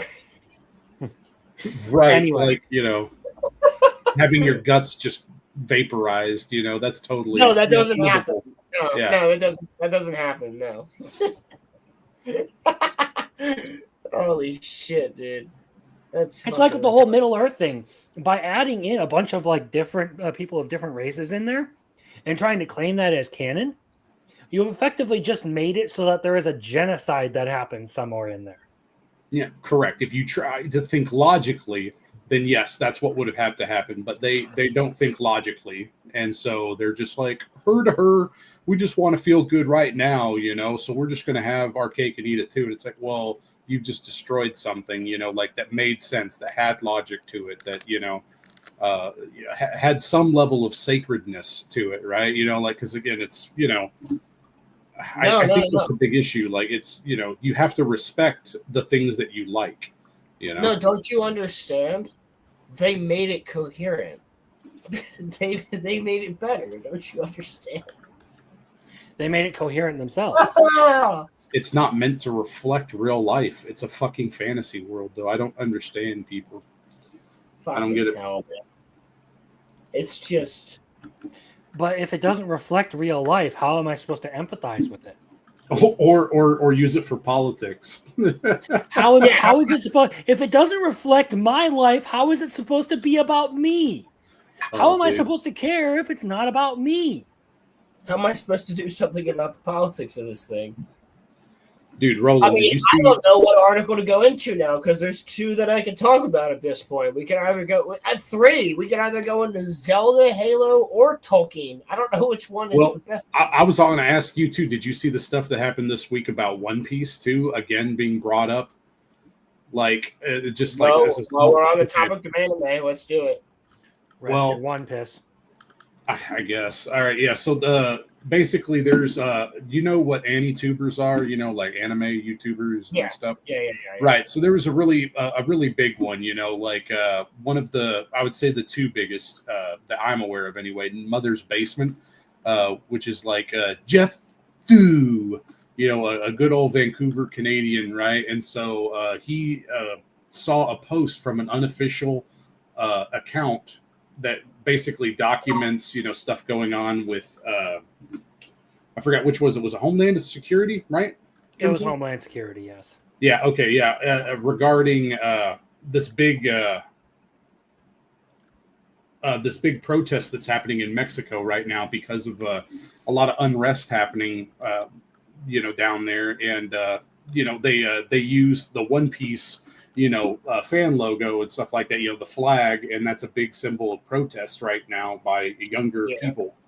And so then he had a tweet where he basically like tried to play Canadian savior and try to stop, it depicted, it's like, oh, no, don't, you're not, we're taking it back, basically. Put that back, thief. Yeah. And it's like, come on, bro. Like it's pretty ridiculous, man. But he got pretty well ratioed. I say that, I mean, he did have like 90,000 likes because there's a bunch of retards online. But give me 1 second. I'll try to find it. I wish you would have gotten here sooner because I had that in my bookmarks and I deleted it as I was going through before you showed up. Well, like literally before we started going on the Yeah, he didn't delete his post, so it's still here. So we just oh my god, I hate this so much. Here, 1 second. It's just so annoying because this dude was like, but actually, One Piece is really inherently political. And then when people like use it for politics, then it's like, no, you can't. It's like, come on, man, like grow up, like have a principled stance or something, man. No, that's not allowed. You can't do that here. Yeah. What are you talking about, sir? Yeah, see? Principle of response, see? We don't have those. Give me pictures of Spider-Man. So I don't know. Are you streaming this? Yes. Okay. All right. Just because I can't tell. So yeah. So this is Jeff, and he's sitting here. It's like, put it back, thief, and it's the Canadian arm trying to stop the government, but it wasn't the fucking government because he's a retard, and it's the One Piece flag and stuff, right? And this is not an official account. It's not. Okay. It's, news with updates about national security and stuff, but it's not an official account. And when you check this, the account is not an official representative of the United States Department of Homeland Security too. So, It's just not. All right. But this is the post talking about, oh, there's going to be, or there's a big protest, scheduled. And then, hey, we got a lot going on where we may have to try to help Mexico, intervene a little bit regarding the narcos and the cartels and stuff. And then, so you look here, though, again, it had 93,000 likes. All right. But it did have 8,000, which is a pretty good. That's a decent ratio.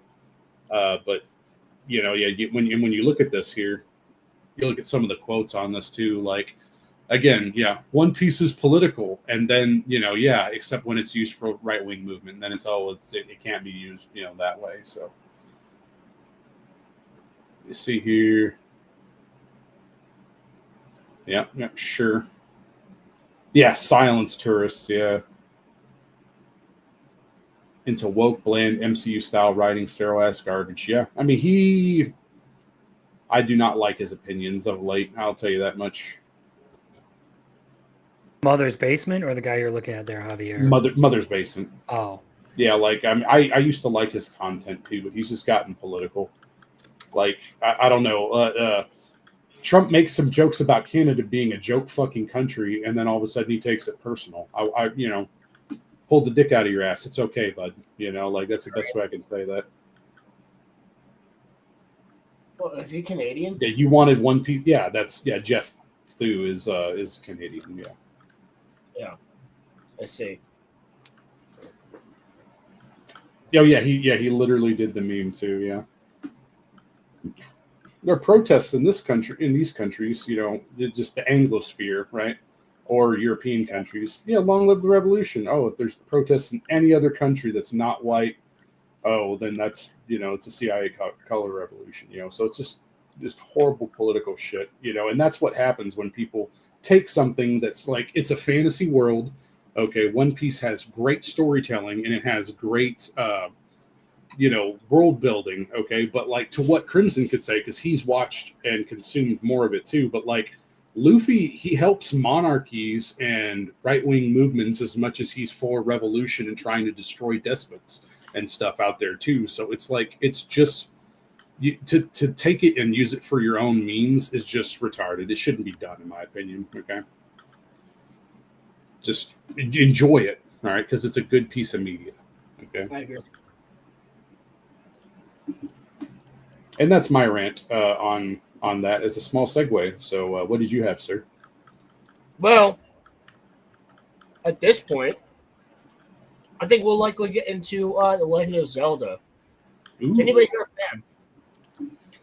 fan? Casually. Mm-hmm. First game I ever played was Zelda. It was on the Game Boy. Okay. The original Game Boy. It was A Link to the Past.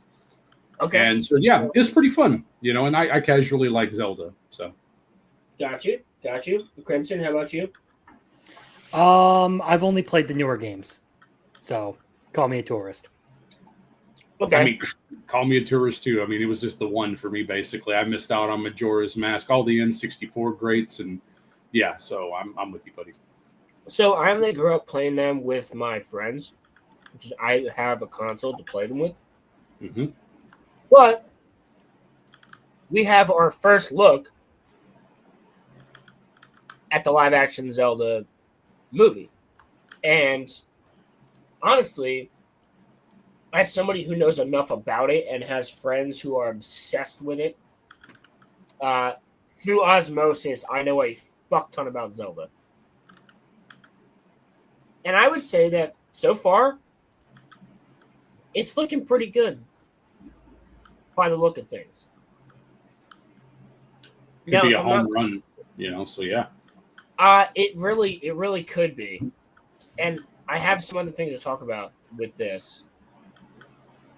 But the first look reveals Link and Zelda in live action. I mean, I already think that's a great picture. Mm-hmm. Now, this caused some controversy that, Zelda herself is using the bow and has arrows and stuff. And it's like, okay. Yeah, in the first couple games, she was just straight up damsel in distress. So I understand where people are coming at with that. I mean, Twilight Princess on, I think she was a little bit more involved. Well, was about to that's say- what I was. That's what I was As going to time say. has gone on, Zelda has been put more and more in an upfront role. So I don't see where people are complaining about this. Like even people who are outside of the franchise know this because we've played fucking Smash Bros. Yeah, that's what I Exactly. was going to say. Yeah, like, because, yeah, she's pretty awesome in Smash Brothers. So I was going to say after Twilight Princess. So I think that's kind of what they're going with this. But overall, So when it became mega popular. So, okay, yeah, makes sense. yeah, exactly. So overall, first look, I think right there, she looks. I don't mind her having a bow and an arrow, because that's when Zelda does have a good arc throughout the games. Like she goes from being the damsel in distress into being like, fuck this, I'm gonna fight too type of shit. I mean, she gives That's off what she hot does. elven. She gets off hot elven vibes, okay, and elves are totally fine being archers in my book, okay, in any fantasy setting, Yes. that's totally acceptable. Exactly. So, I feel like any elf can be just good at being an archer. yeah. I'd fuck the shit out of a female elf. Wait, sorry, different conversation. No, that was where I was leading to it, man. High five, all right, just no touching tips. Hey, save it for December 26th when we talk about Lord of the Rings. It'll be the after Christmas special. Apparently, I didn't even know that. Yes, it will. Yes, it will. But I actually don't see any problems with this so far. But let's just go through this. Well, article a there's little. the big thing. People were complaining about this. I actually posted an image in the Discord of like people talking about like without Hunter Schafer, which was the trans person that everyone was freaking out about. This show looks like blame the Jews and it's all for white people kind of shit. And I was just like, what the fuck are you on, you high ass motherfucker? Yeah, they're basically saying it looks racist without the tranny. Yeah. Are we honestly like considering those opinions? Because like I don't know, man. Like I mean, it's like No, it's not pretty really. retarded, but yeah. I'm just saying that there are people out there who are making a big stink that their fan casting didn't work out. Yeah, I know what you that's- mean too. Like, yeah, there was a push behind it. Maybe they weren't the best person for the fucking job. You ever think about that? Correct. Or, yeah, and maybe Nintendo is actually like really concerned about the image of their brand too, and trying to do this right because there are so many fucking fans of Zelda that's not even. Well, Nintendo has never done a live action movie other than the Mario one, and that was ass. I mean, it's great. It's a great cult classic, but it's ass. We all know that. I did like it growing up, so I do agree with you on that. Yeah, I mean, we like it. I mean, it's growing not up. good, but it was fun. It's not good. Yeah. So, right here in this image, I already have people already saying it's a problem that she has a bow and arrow and he doesn't have a weapon in his hands. And I'm like, well, you can't show them. Like, Jeremy also said this. You can't show the Master Sword now. That's got to be a reveal in the movie. Like, you can't show him with a Master Sword. And Jeremy also said his shield, because Jeremy from G&G. He's more of a fan of this than I am. And I'm like, well, I agree. He It's gets like, the shield before he ever gets the sword too. So right, exactly. So this is going to be a little bit different, but like I'm totally cool with it. I like what we're doing here. I like the look of that. Looks like Hyrule to me. Just the location. Which it looks like the two Hyrule, open world games. Yeah. well, that's what I mean.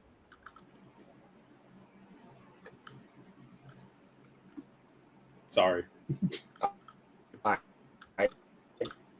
So I just want to go to the images. Yeah, I know that Miyamoto is also very involved in this,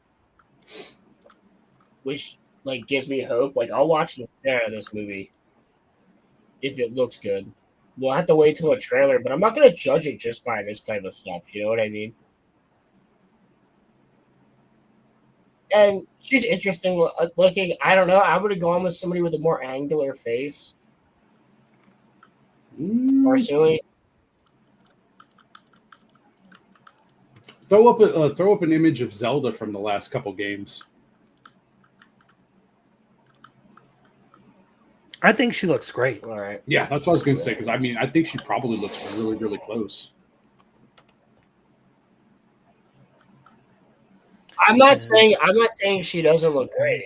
I'm not saying she doesn't look great. I just might have gone with a more angular face. This is kind of off topic, but have either of you guys ever listened to August Burns Red's cover of the Legend of Zelda theme? The only joke song, like it was a falsely attributed. So. The only Zelda song I've ever listened to was a falsely attributed one to System of a Down. Okay, and it was incredibly funny. Talking about Ganon getting his ass kicked. It was awesome. I'm assuming you guys don't know what I'm talking about. Yeah. Nope. Okay, 1 second. I would recommend at some point, if you guys haven't heard it, you should look up the. I mean, I really dig the Twilight Princess outfit for her, like, and the look. I really like the Twilight Princess look. I think she looks sick on some SAO shit. I think SAO took a lot of inspiration from Legend of Zelda when it came to the look of things, and that's just a personal opinion.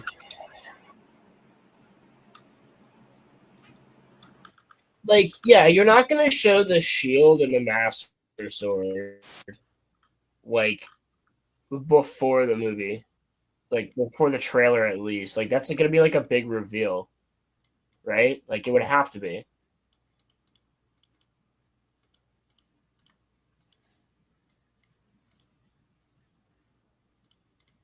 That's like the Triarch and shit. Like I don't think they're gonna like that. They're gonna save like the link that we have in the newer games.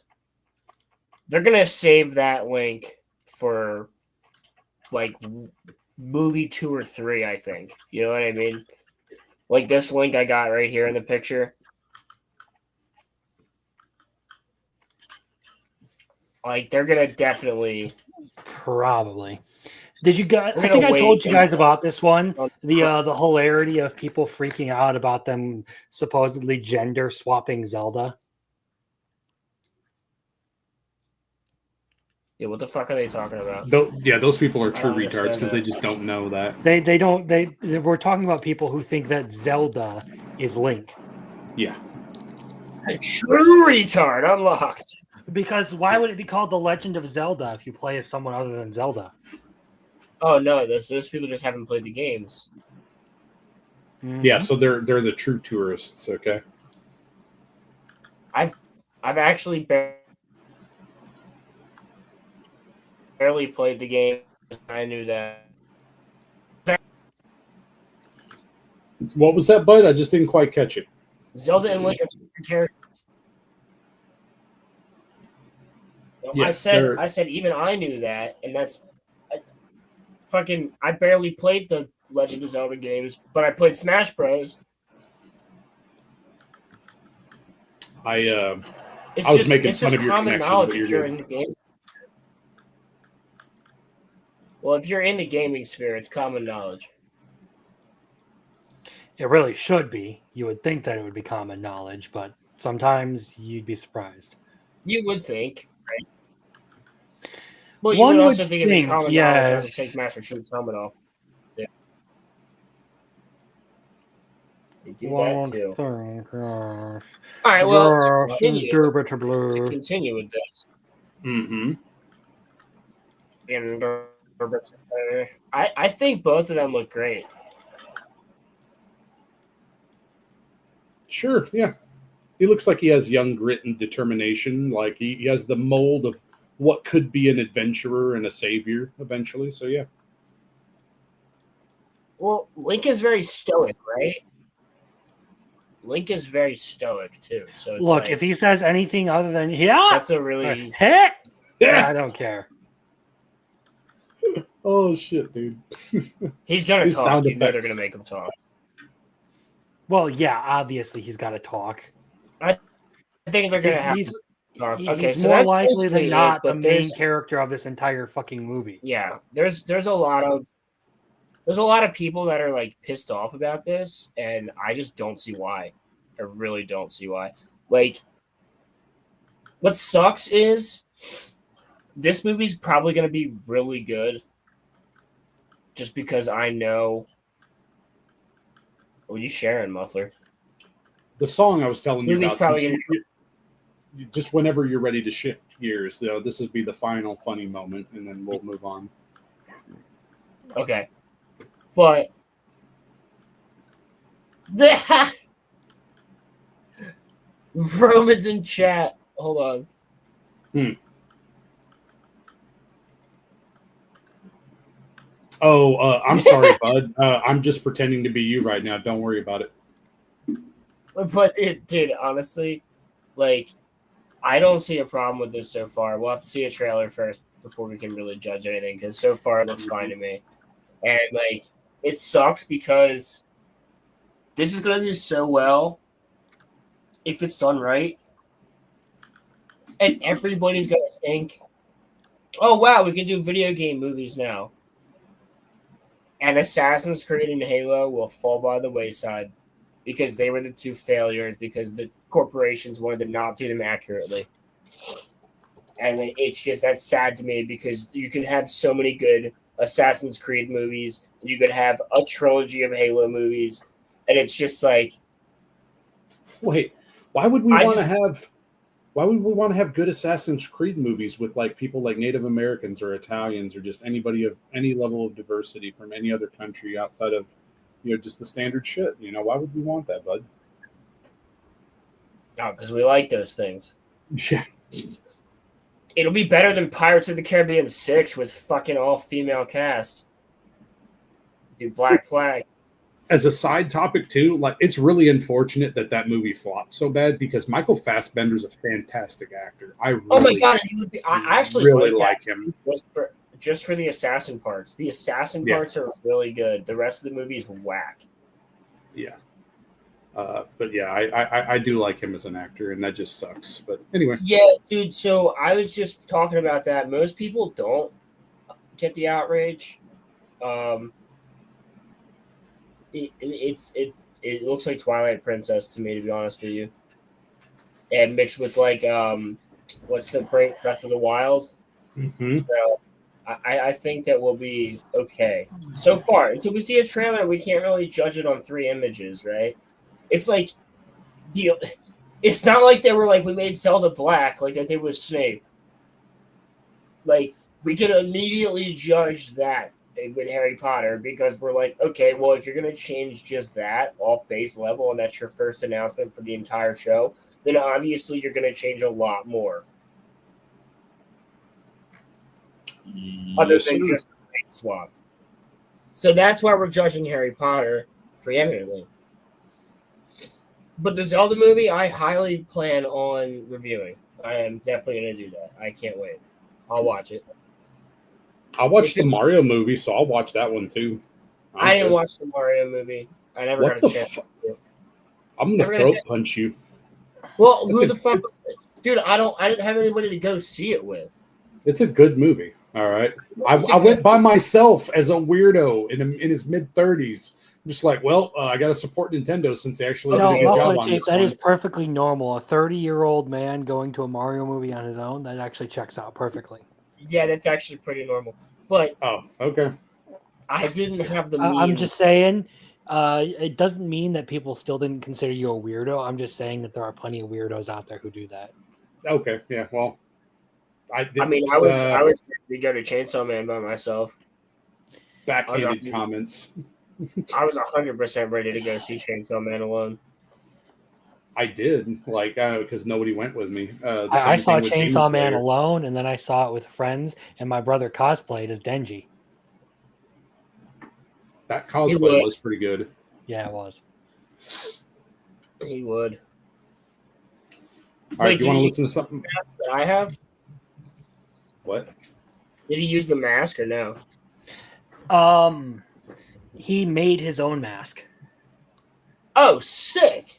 Yeah, there are. If you go to the artwork channel in your Discord, yeah, we actually have a couple of pictures of him.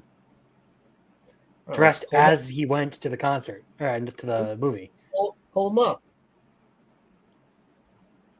Okay, you can pull that up if you want while you guys listen to this retarded song that I found. That Yeah, apparently I'm the only one I'm aware of. Okay, so this is old but gold, almost 1 million views. Okay, so here you go. Okay.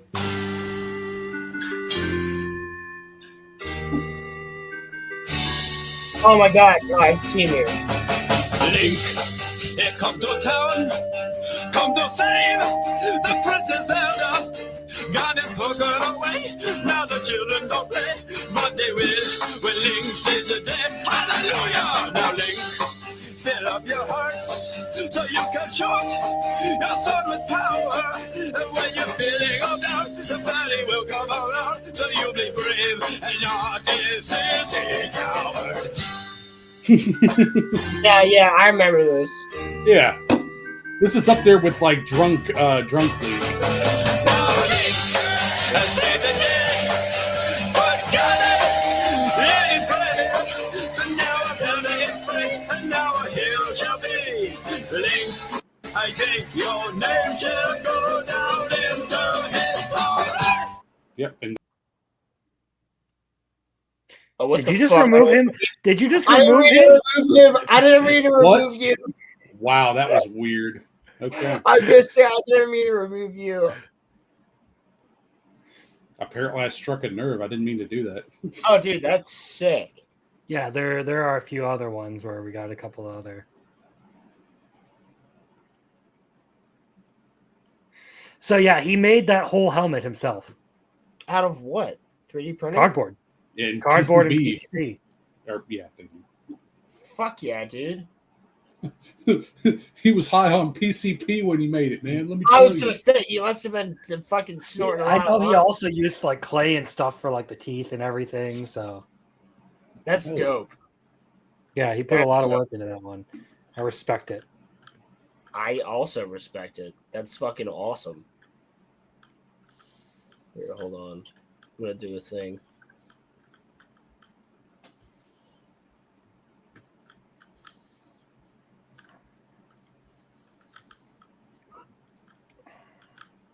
All right. What would happen if you got Link high on PCP? Oh my Oh, god. that would be. I mean, I guess you already go to Hyrule on PCP, so like, what would happen if you're in Hyrule? That's why Already. they call it high roll, because you're always high. That's what I'm saying. What would happen?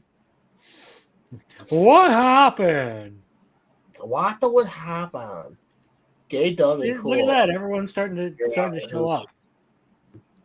Yo, what's up, I mean, if asshole? children and the questioners are around here, now would be a good time to pull up that Tolkien article we were talking about earlier. Yeah, it that's- totally wouldn't be awesome to have them join too, and so that way they can comment on it. I know. Well, And then I I can sent them both deliberately the link. antagonize them, They both have the link. primarily the questioners. They both have the link. There's one. Jamie, pull that up. I will smack the shit out of you, sir. You are not big enough to reach me, little man. That's just my ankles, dude. Seriously, get over yourself.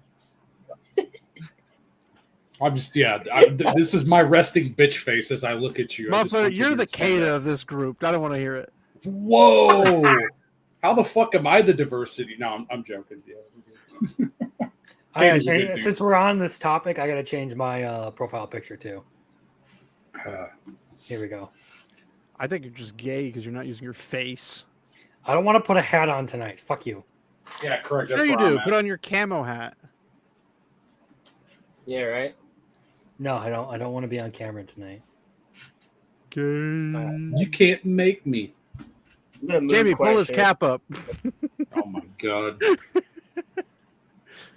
All right, so I have been this has been brought to my attention by Crimson here.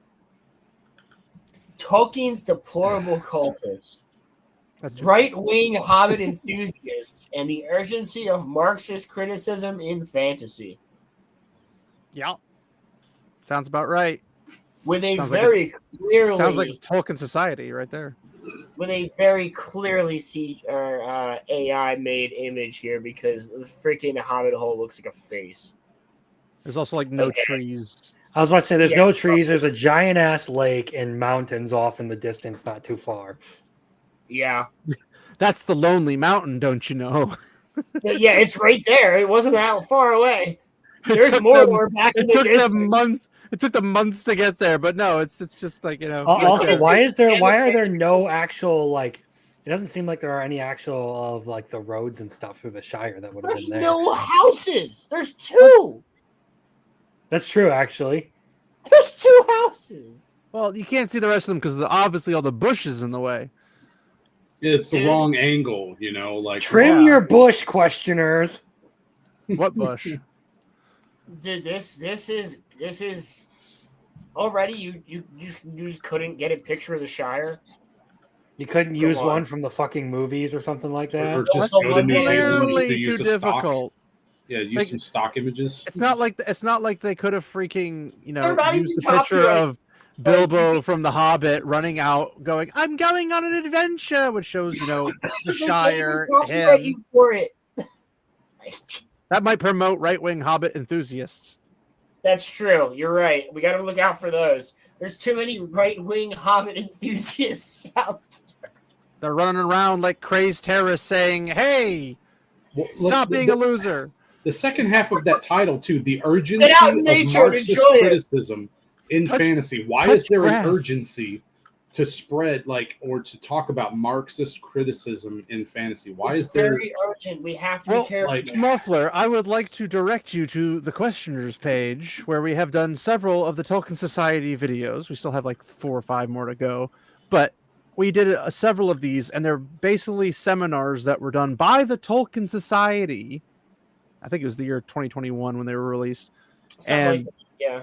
And these things are legendary. And the one that I wanted to really do, but we couldn't because they took it down, was Gondor in Transition. Oh my God. I what? can't believe. Yeah. Yeah, because It was apparently like- Gondor's an allegory for trans people. Yes, Gondor's an allegory for They trans- did they have like 15 of these things that you can Yes, look at, dude. and we've done at least over half of them, and only one of them's been legitimately good. Like it's actually phenomenal. I gave it a 10 out of 10. It was phenomenal because it was very knowledgeable and things I Which could one learn was about that? it. Yeah, you'll see it on the thumbnail. It has 10 out of 10 on it. I can't remember. It's I think it's like Sergio, and it's about art. I don't Oh, think yeah, of yeah, yeah, trans yeah, yeah, when I yeah, think yeah. of Gondor. Yeah. I think of like the Roman Republic and like civilization against, I mean, it's a monarch, not a depths. republic, but yeah, But that's what I'm saying. I mean, like you just see it as Metaphorically. civilized. Yeah. yeah, exactly. Like Yeah. that's what I see. Okay, like trying to struggle to like still stand regarding Your civilization. struggle. I guess apparently. I mean, that's how they Our would say, struggle, comrade. No, Yeah. so like No, it's my struggle. oh my I god, always saw Gondor. Great I always Pilgrim. saw Gondor as like Gondor to me was A pilgrim. always the more advanced version of Rohan, right? It's like so Yeah. Rohan had like these they just kept getting beaten down, right? So they couldn't get to the point where the Gondorians were because the Rohirrim, like, they were not Numenorians, right? They're just men. Whereas Who like Gondorians were Numenorians.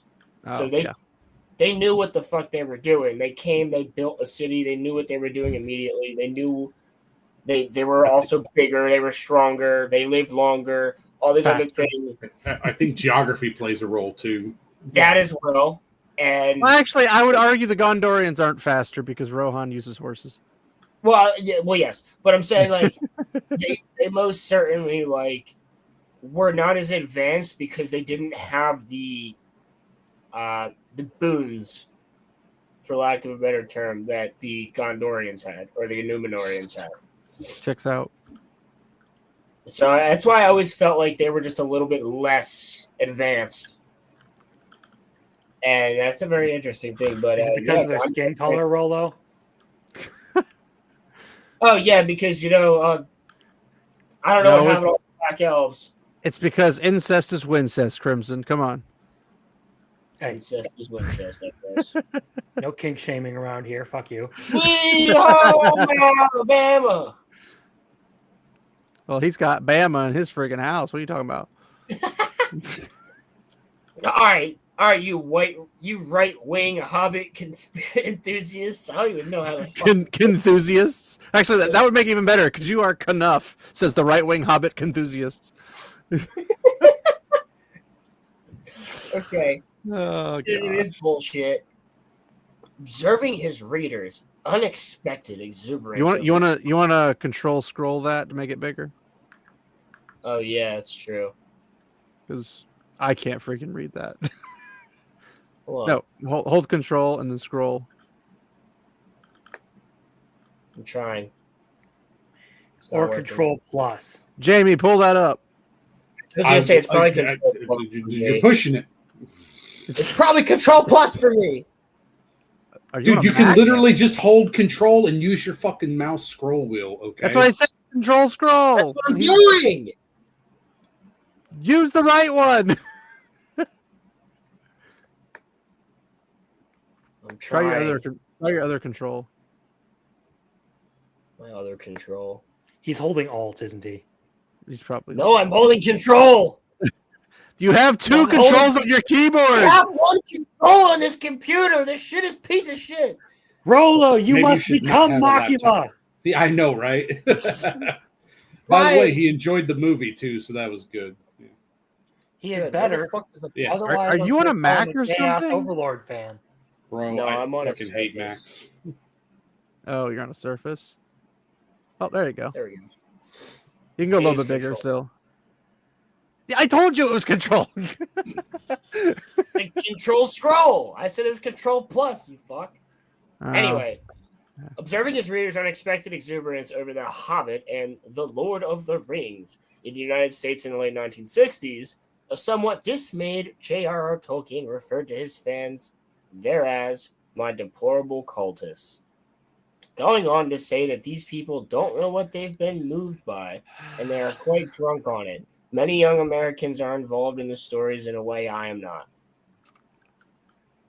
Okay, can we? I feel like the article is taking that way out of context. Okay, so let's just start there then. I think wasn't Tolkien more so referring to the fact that like people's obsession was sort of usurping what he wanted it to be. He just wanted Lord of the Rings to be this sort of escapist piece of media, and people obsessing so much over it was kind of missing that point. So the funny thing here is that it wasn't what you're thinking it was. This is very misinterpreted. It was the hippie movement. Yeah. Yeah. It was the hippie movement that was that. Yep. But here's the thing. It was also people never having read something like that before, and it blew their minds. But the hippies kind of co-opted it quite a bit in America to be, Professor Tolkien's anti-industrial. We're hippies. We also don't like the industrial stuff. And they kind of just took over it and kind of used him as a flagship. So basically what Tolkien's saying is essentially, I'm not really fond of how they've co-opted something to say what it doesn't actually say, which is ironic considering the article we're reading. But there we go. And I would never call hippies right-wing extremists, but okay. I don't know, man. I mean, it depends on the hippie because you got like Heinlein so some people would consider that, even though he's pretty progressive. So anyway, Wait, who? Robert A. Heinlein. Muffler Tape's favorite author. I mean, I do really like him for sci-fi. He is my go-to touchstone, the dean of science fiction in America. Okay, there we go. Anyway, let's continue with this stupid-ass article. He was likely thinking of the long-haired hippie types, those scrawling Frodo lives as graffiti or wearing Gandalf for president lapel pins. I don't remember that ever happening, but maybe it did. I think this would have been before your time. Well, No, yeah, obviously, that too. obviously, But what they're my referencing to anything. makes it sound like it's more recent, but No. I maybe know it's older. before I don't know. my time.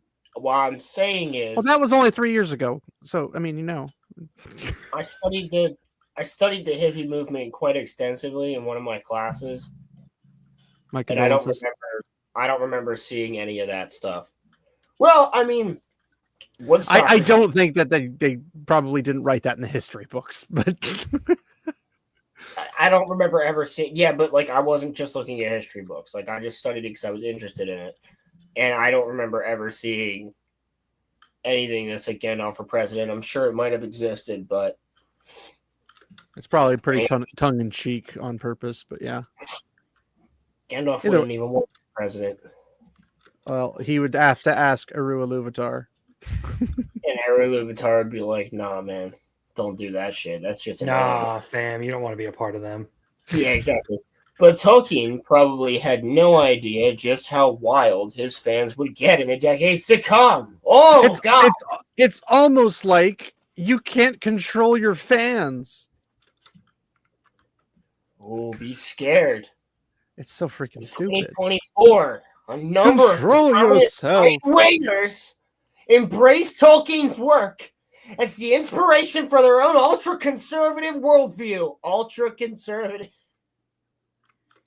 I guess Tolkien has an ultra conservative worldview for some reason.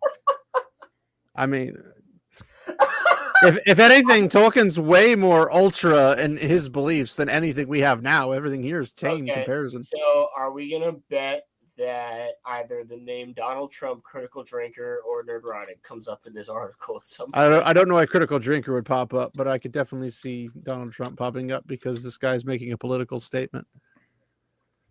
Elon Musk, actually, I would expect. Elon Elon Musk would probably show up. He's a fan as well. But I know Peter Thiel's coming up. I can see it already. I already saw it.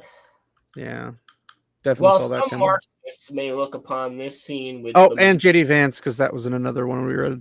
Oh well, JD I Vance forgot that JD Vance had that. Yeah, he's a big fan. Because JD Vance is a mentor. His mentor is Peter Thiel, so it's like. It's really stupid. And they always, every chance they get to bring up the Prime Minister of Italy, Giorgia Meloni, because one, she's right-wing and from American politics, and two, she likes Tolkien. So clearly, because she's evil and she likes Tolkien, it must mean Tolkien's a problem. Yeah, pretty much. Anyway, continue. While some Marxists may look upon this scene with amusement, fantasy as a mode and a genre is far too important to allow the right-wingers to take for themselves. And that includes the works of Tolkien. Okay, so it was never meant to be taken for anything. All right, who's in a wind tunnel? Jamie, turn off your wind tunnel. Thank you. Oh my God, the word neo-Nazi's in here. God damn it. Jesus Christ.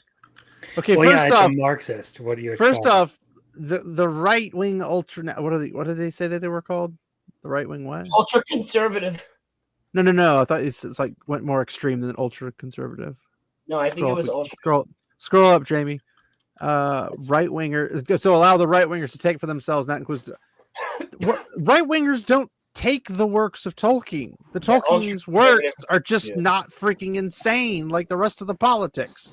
Yeah, they're common normal. Sense. They're basic, normal British of the time. Like it's. Wait, yo, Hobbit camps, run by neo-fascist Tolkien admirers. And who continues to cite Tolkien's work as inspiration for her far-right political views. Yes, I value hope and life and people being successful. That's far-right political views. Hold on. You're telling me that the guy who wrote a story that was supposed to be the founding mythos for his home nation, which he loved, may have had somewhat non-communist ideas? Who the fucking thunk? Somewhat. I think we're a little bit farther than somewhat. Well, that's the joke I'm making here, man. Okay, this sounds racist as shit. Like among these hobbit-loving political business leaders and veritable master Masters of the Universe. You Hobbit-loving What does political Masters business, of the Universe have to do with this? including By the Republican power bitches. of I have Grayskull. Until Because next Shady- time. Oh my And god, I dude. says, hey, yeah. Hey, yeah. And I said, hey, what's going on? It's because JD Vance is a nerd. That's it. That's the only reason. Yeah. These Hobbit-loving political fucks. It's like You Hobbit-loving son of a bitch! You Hobbit sympathizing pieces of shit. Fucking Hobbit lover. You motherfucking Hobbit lover! I You're swear not to supposed to be a God. Hobbit lover. You're supposed to be an orc lover because orcs are black people or something. What are you, fucking John A. Douglas? Apparently, I'm the left wing. Yeah, like, right? Why is he No, I so said against- left. This guy is so against hobbits. I don't understand. Well, because hobbits are British people who aren't being bothered by freak. Like, I did a video for just some guy that's The coming out hobbits on are right Sunday. wing is the funny. This is the argument. The hobbits are the right wing is crazy. That's So I did a review with Arterian and Matt on my channel that's coming out on Sunday, and it's about Tolkien because apparently just some guy went after Elon Musk as being a fake fan, as everything that just some guy says is either taken out of context or created out of the blue because he created out of the blue. And it's basically the same kind of stuff because just some guy's a Marxist yeah. and doesn't see a problem with that for some reason, but it is what it is. But he I basically used to says the watch- same thing. I I don't loved watch his Lord of the Rings content, and then he Yeah, had that it was like great. debate with That's he why had I that watch like them. debate on Friday Night Tights with Nick Rekieta, and that was, I mean, Rekieta was right, and then Rekieta went off the deep end. Was that before or after the Coke? It was That before. that was before. Okay. It was before giving coke to his children. Yes. Yeah, that too. Yeah, I don't know. How I don't he watch. still- I don't watch either of them now. Nope. Same. I don't know how Nick Rekieta still has a platform. Comicsgate. Yeah, probably. No, I'm just surprised he I'm didn't being get a- serious. go to jail. Comicsgate backed him because he was upset with Friday Night Tights. Well, I figured Oh, that wow. and Yellow Flash probably because of the schism between Comicsgate and Yellow Flash. Oh yeah. Comicsgate So- just burns everything they touch, unless you're a yes man. Yeah. This is Pretty true. Yep. I'm Much- literally the antithetical to yes men because I don't say yes just because you want me to. Oh yeah. No. That's Hey, the same- questioners, can you say yes? No. Thank you. Round of applause. That's why we like him.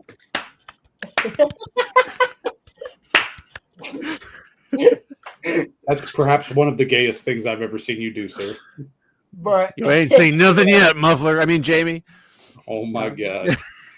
Is he threatening or offering to be gay? Okay. JD Vance, his mentor, billionaire Peter Thiel, and Thiel. even the Prime Minister of Italy, Giorgia Giorgia Meloni. Meloni. Is she hot? More or less. Who in her I mean, younger she's like a years milk. She attended Hobbit camps run by neo-fascist Tolkien admirers. See, in the real world, we call hobbit camps kid camps, but you get to enjoy nature. And who continues to Sounds so extremely they went- neo-fascist. So they went to a kids camp that was based on the Shire. That sounds amazing. Yeah. Who It's continues just to cite it's the a Hobbit nature-loving camp for kids. That's all it is. I need to know who they're referring to as neo-fascists. That's Yeah, Tolkien Yeah, you admirers, say- obviously. you like say if they're just out here Hobbit- referring to like some Hobbit random camp. like completely neutral organization as neo-fascist. Dude, they call people Nazis Hobbit when they're camps like don't even have political by views or any neo-fascist- authority to do anything. Right. So like Can we just get International this as a cohort. quote?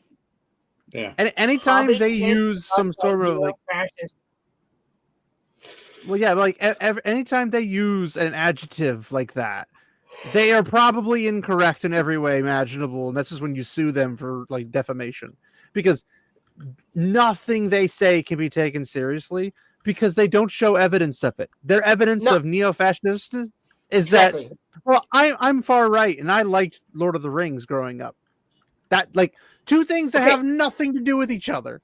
Okay, so I guarantee you that she has never said that Tolkien's work was the inspiration, and I guarantee you she might have said it's the inspiration for her work, but she has definitely never called herself a far right person. No Yeah. person that's on the far right has ever actually said it unless they're a fucking crazy person. Unless they're Nick Fuentes. Yeah, Or, that's Nick Richard Fuentes can jump off a Spencer, bridge. well, he's a or, crazy person, you know. so Yeah, he's a psycho. But I'm Yeah. saying like she said that she was inspired by Tolkien's work, but not like necessarily in like every Political aspect of terms. everything. It was just like part of her life in terms of like she was inspired when she grew up before politics, all the way up until even after politics or during, I guess is the proper term of politics, and that she appreciates the world he built and everything, which is impressive coming from Italy, considering it's not even England. But Pilgrim. yeah, Pilgrim's wild.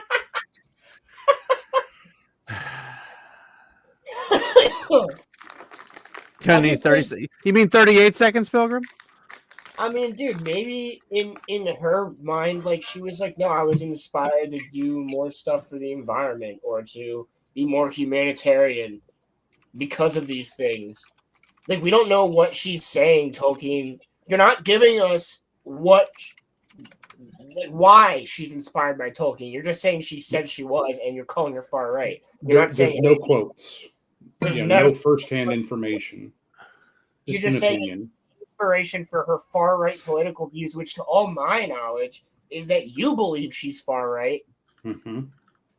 But I'm not getting anything that you're giving me that's telling me that she is far right, other than Okay, your so this is allegedly, and this is the search AI engine. It says Italian Prime Minister Giorgia Meloni has a long-standing and well-documented affinity for J.R.R. Tolkien's works, particularly The Lord of the Rings, which he has described as a sacred text rather than mere fantasy. Well, it is.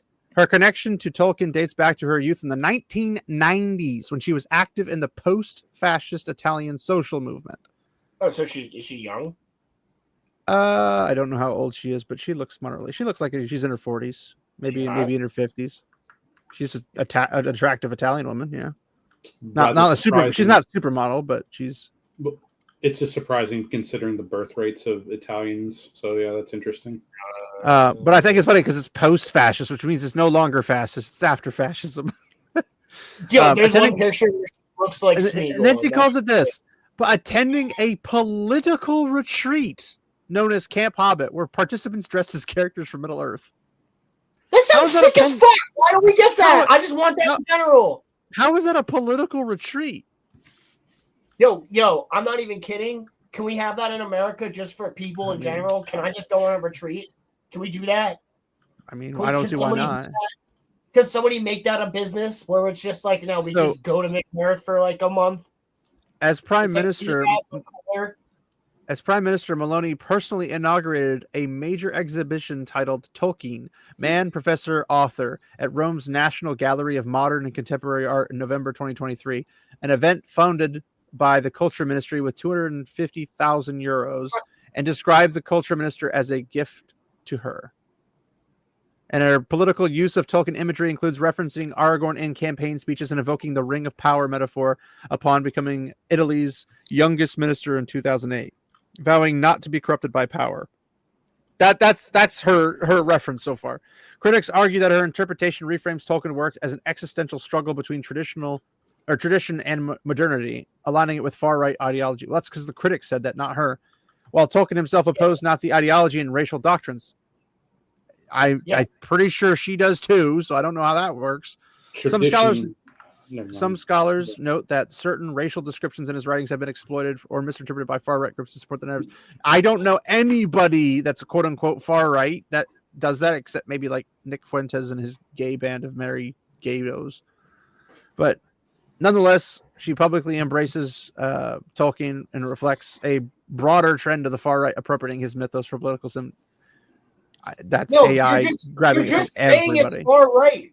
You're just saying like all these Somebody good- said, I think she's far right, and therefore she's far right. That's literally all. It's an opinion. It's all all about. they're fucking saying is, all they're saying is, she's a fan of Tolkien. She loves all these great things about Tolkien. Therefore, far right. What the fuck? That's like- retarded.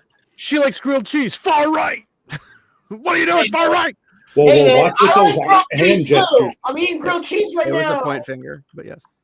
No. That's 'cause You you're far put right. your whole arm up first, all right? No. My hand has to go before my arm, otherwise it doesn't work. That's not how that works.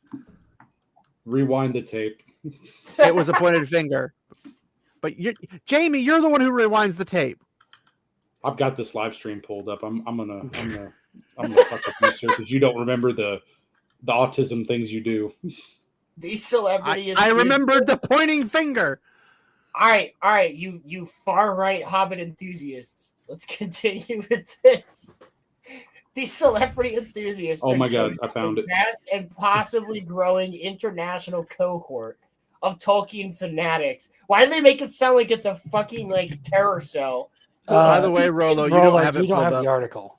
You don't have the Oh, it's article not pulled up. Yeah. No. Fuck. Here, I don't know why. He's a professional. It's a professional show. I can relate. That's a nice Professional PFP muffler. Oh, you're welcome. Yeah, it is. That was the idea.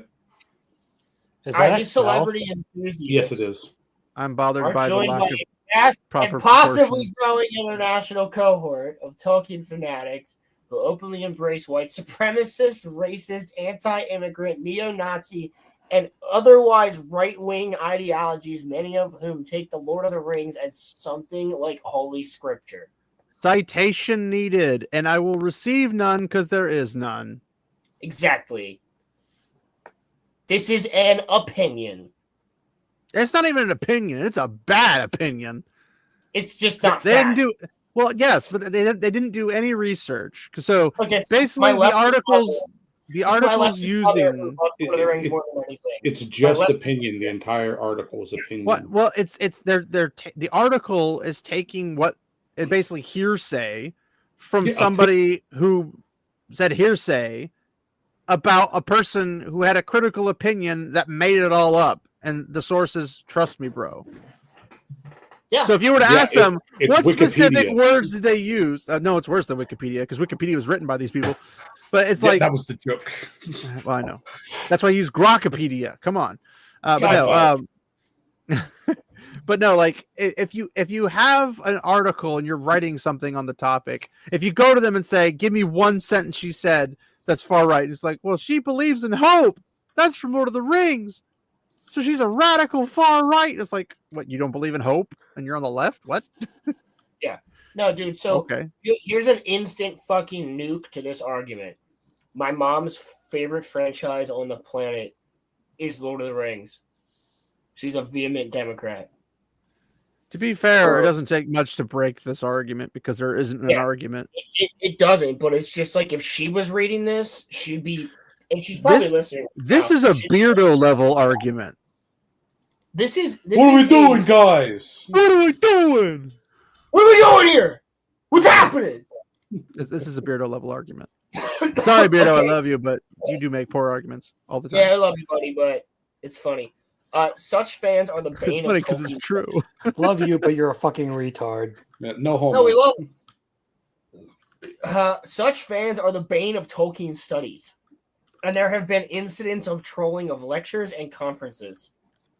This baleful discourse has also plagued Tolkien and fantasy fandom and the broader popular culture as a right-wing zealots have attacked film and television adaptations for their apparently woke casting and lack of faithfulness to the original or to what they imagine to be reality itself. You could skip woke and just say not accurate adaptation. That'll take care of the rest of it. Even those Tolkien fans or scholars who consider themselves relatively conservative in their political views have been alarmed by the ultra-right's attempt to claim Tolkien as their own, cited. Relatively conservative? I'm relatively That means conservative, slightly and to the left of Lenin, or slightly to the right of Lenin. Yeah. I'm relatively conservative, and I'm pretty fucking pissed at what you've done to Lord of the Rings, you piece of shit. I like Pilgrim's things. Is there have been instances of trolling lectures and conferences? That's me.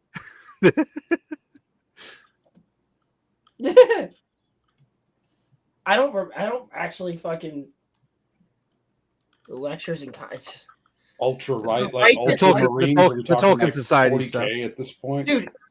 If anything, For nobody the has Emperor. Yeah, that's what I'm vibing. I mean, like, geez. like.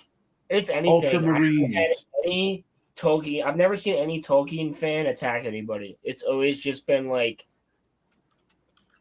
Tolkien tourists. no. It's not even the purists. It's just like No, people- not purists. I said tourists. Oh, tourists. Yeah. It's the people who come in and they're like, "Oh, I'm a fan. I read the books once," and then they literally are okay with anything that deprecates anything Tolkien And then does. they fight like Harry Potter and Star Wars fans do. But like the Tolkien Well, fans, they're more like the shippers, but yeah. yeah. But the OG Tolkien fans don't give a fuck. Why didn't They're just- Aragorn and the King of the Dead do it in the basement? It would have been Yeah, bro. so hot. They I totally know. had chemistry. Aragorn would have had so many babies. Ghost butt babies. Wait, what? Yeah. I mean, the birthing would be easy. They just literally walk right out. You just reminded me of that thing you posted, Muffler Tape. Oh. Oh no, I forgot about that. Maddie was pissed about that. Yeah, she was. She was very upset. I was like, I was live in chat with her when she started commenting on that. I have She been was dead pissed. for this. No, I have no idea what you're talking about. I'll show you Yeah. later. By the Okay. way, Rollo, nice of you to return my text. Oh yeah, my bad. I was I just thought- caring about your well-being, and you're just like, screw him. Dude, I actually couldn't even. It took effort for me to roll over in bed the other day. I'm not even lying. You honestly. mean it took effort to Rollo over? Yes, exactly. There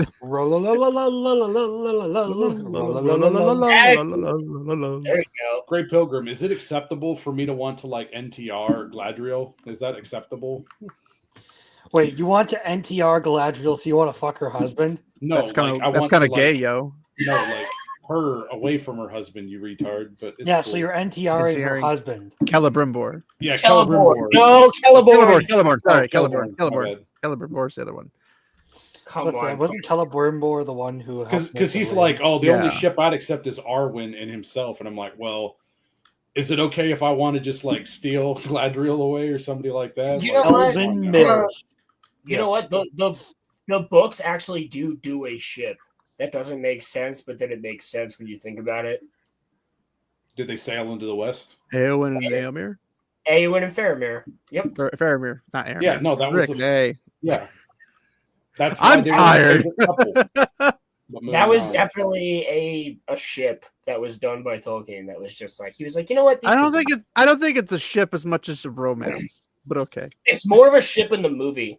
It's a romance in the book. In the movie, it's a ship. It's only an extended though. It's not in theatrical. Exactly. That's why it's a ship in the movie. Yeah. That's why it's I like, agree with I think it was just not that important for the plot, technically speaking. but it's so important for what happens after the movie. Did you see Gondor- Pilgrim Excited. Muffler?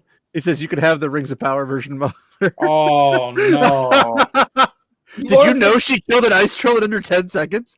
Dude, yes, in under 10 seconds. She killed Why an did you ice- have to remind me of that, bro? Do you Oh know my why a God. rock? Do you know why a rock sinks and a boat floats, dude? I want to Did- throat punch Fucking everybody. density. That's why you motherfucker. Muffler. Swim 500 miles. What are you talking Muffler. about? And I. To be will fair, swim I was with you as well, and I 500 thought Kate Blanchett. I had totally blacked out anything about Rings of Power and Yeah. anything Galadriel, and I'm just like, I was like, oh wait, that was a thing. I wasn't even thinking about it. I didn't even think about it until freaking Pilgrim mentioned it. I was like, oh wait, there was allegedly a Galadriel in that show. I hate that show. I hate it. Great Pilgrim, you're on my shit list now. Okay. You're getting coal for Christmas. Yeah, for real. All right. Dude, At least I you don't get know. something, Great Galadriel- Pilgrim. If I'm gonna be honest with you, if we're gonna go on this tangent, Galadriel might be the one doing the fucking. Well, if she killed an ice troll in 10 seconds, imagine what she'd do to your dick. She'd peg you in 10 seconds. Less than 10 seconds. I pegged an ice troll in under 10 seconds. That ironically would probably be better than more entertaining than what they did in this.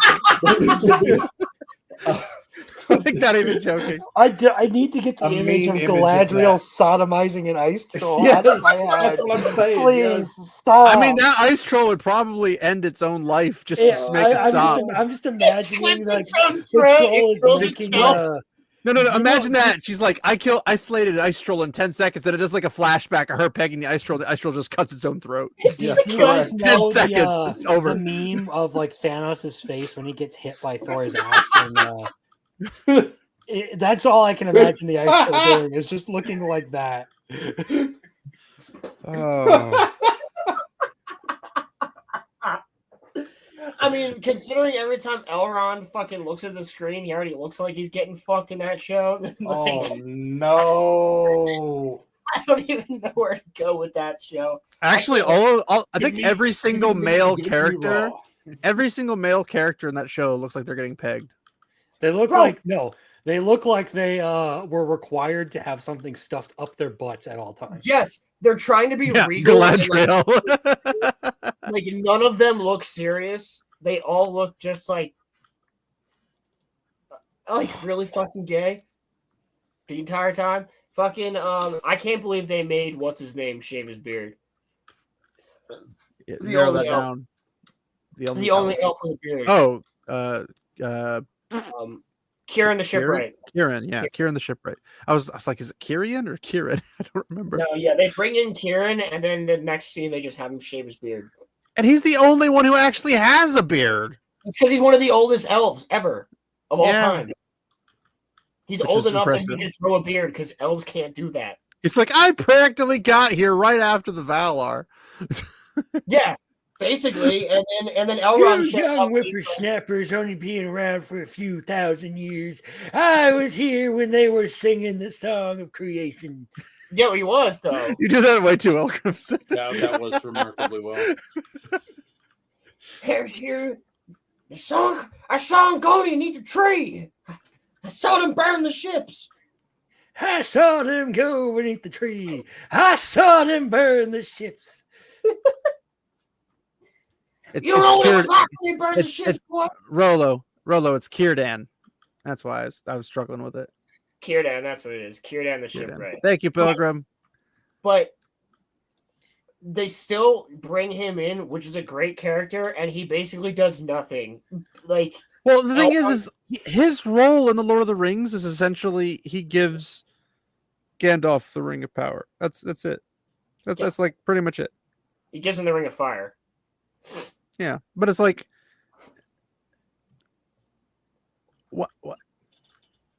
what are you bringing him into all this other stuff for? He doesn't have anything to do with this stuff. I don't even think he had anything to do with the Key Crazy. jangles. He didn't have anything to Oh do look, with the Crazy Kierdan, he's got a Race. beard. Oh, by the way, buy a beard. It's so freaking dumb. Yeah, he Anyway, wouldn't have shaved it, by the way. He kept it as a point of pride in the let's in see. the book. But Fantasy is fundamentally the literature of alterity and a means of power. a means of empowering the imagination to think of the world differently. As such, it remains a vital resource for the Marxist critique of all that exists, to borrow a phrase from Karl Marx, Oh who so my God. effectively explored the unreality of the so-called reality that obscures the true social relations and society. Wow, I'm tired. In societies Somebody organized under the capitalist mode of production. Wow, they do a freaking Marxist word salad in there. What a That's fucking a run-on lot of big sentence. words to say. Marx said things that make me happy.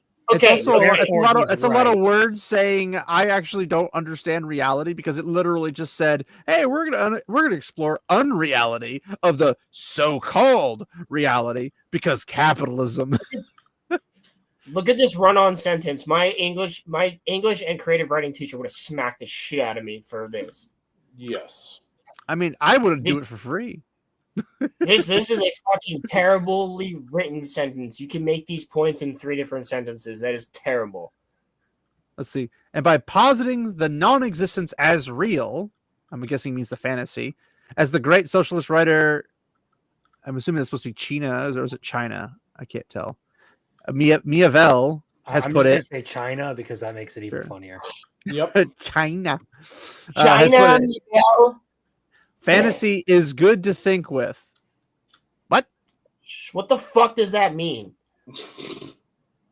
I As mean, the great socialist writer, okay. First of all, I can't name you a single quote unquote great socialist writer.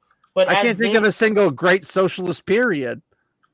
By positing the non-existent as real in italics, which is basically like you putting it in quotes, but you didn't put it in quotes. As the great socialist writer China Marvell has put it, fantasy is good to think with. What the fuck does that mean? You know what's good to think with? Grammar. Grammar is good to think with. Let me interpret this for you. What they're saying, and they're making it sound really smart, is just it's fun to fantasize about a world where socialism works. Yeah. Except the problem is, it's that's what. But you're saying it like the a sentence retard. isn't a good way to say it because it doesn't make any sense. No, But this doesn't I'm actually agreeing make with any you. I'm sense. just saying. Yeah, I know, but it's just like they're trying to sound smart, but they aren't smart in saying that. This is a let me put my best foot forward, and then proceeds to essentially put a freaking chair in front of them. It's like, Dude, what? How is this intelligent? That meme article, that meme thesis about Mario stomping on fucking turds is better than this. If you've ever seen that meme, where it's all about it's some kid wrote a fucking essay about Mario and why Mario Stomp some fucking turds. Yes, dude, that's better. That's better written than this. It goes, I maintain where he just keeps going. What does he say? He goes, I suppose, or something like that. I posit. Something like that. But like this, just right here, I maintain that the writer. You haven't maintained anything throughout this article. No, he has maintained something. That's literally retardation. I maintain hardcore retardation. The writings of Tolkien, who for better or worse still stands as the supremely canonical and foundational figure in fantasy, are also good to think with. It's almost like it's almost like, unlike this article author, Tolkien actually knows how to write. This doesn't make sense. This whole fantasy is fundamentally the literature of alterity, a means of empowering the imagination to think of the world differently. As such, it remains a vital resource for the Marxist critique of all that exists. What? To borrow a phrase from Karl Marx, who so effectively explores the unreality of so-called reality, you didn't borrow the phrase that obscures the true social relations in societies organized under the capitalist mode of production. So the phrase was reality, okay? And by positing the non-existent as real, as the great socialist writer China Mieville, or whatever, has put it, fantasy is good to think with. I maintain that the writings of Tolkien, who for better or worse still stands as supremely canonical and foundational figure in fantasy, are also good to think with. What the fuck does any of that mean? That's the terrible way to say that. Experiments or something, but like, good God, dude, I swear to God. What? Good to think with is just a weird way to say it. Yeah, it is. It's a very counterintuitive way to say it. But you just said I are good to think with. Is like the worst thing I can imagine under my what? Grammatically, that makes less sense than Marxism. This entire paragraph doesn't make sense. Wait a second. Maybe this was Chat GPT. Maybe they chat. That's what I'm thinking. Go ahead. I don't think that this was a person. Go ahead and scroll down a little bit. I really don't think this was a person. Well, I mean, he's a communist, therefore, by definition, he's not. Along those lines, Marxist approaches to Tolkien are all the more necessary today, both to illuminate the potentially radical value of his work and to stand athwart. Athwart? The neo-fascist. Oh my god. The neo-fascists who wish to arrogate. Is this guy trying to sound intelligent and just using retarded words to do it? Yeah, he's just using really old English words. To arrogate Tolkien to themselves. That's not how that works. No one's claiming Tolkien is a political parties. It's just one political party does because they see value in his work. The other one doesn't see value in his work and thus doesn't claim it. It's that simple. And it's not even that. It's a lot of the middle. It's the middle that claims it. And like anybody who's not insane claims him. Exactly. Anybody who loves good storytelling claims it. Fuck you. Marxists must read differently. In other words, read it like it's not written. So in other words, make a fanfic. That's essentially what they're saying. Like a thought experiment. Again, I think that's the most charitable. But yeah, I agree with you on that. Bringing to bear the full force of dialectical criticism that refuses facile moralism, instead analyzing the dynamic world system. Wow, this guy's literally just running on sentence of big words he doesn't understand. It's just run on sentences, dude. Tolkien's legendarium figures forth, exposing its ideological limits, while also limiting its potential for helping us to imagine radical alternatives. His radical alternatives was stop ruining the nature. That's his radical. Like, oh my gosh, it's not that difficult. Dude, this is a long article. Holy shit. It's kind of a retarded one, but yeah. Reading Tolkien dialectically. The idea that Tolkien himself would approve. You're a little too high. Tech industry. I can't see that because it's underneath Spectre. There we go. Yeah. Tech industry millionaires. Nobody. Okay, it's the Marxists blaming the millionaires for stuff because they're not intelligent enough to become a millionaire. It's just the billionaires now. It's just the billionaires. Okay, this is just the billionaires. It was the billionaires and the millionaires until I became a millionaire, and I realized that there isn't actually all that much money in being a millionaire. So I have to turn my finger and point it at the billionaire so that I don't have to give up my 3 houses. You do that a little too well, good sir. Holy shit! Oh god, I hope Roman was watching for that exact part. Holy fuck.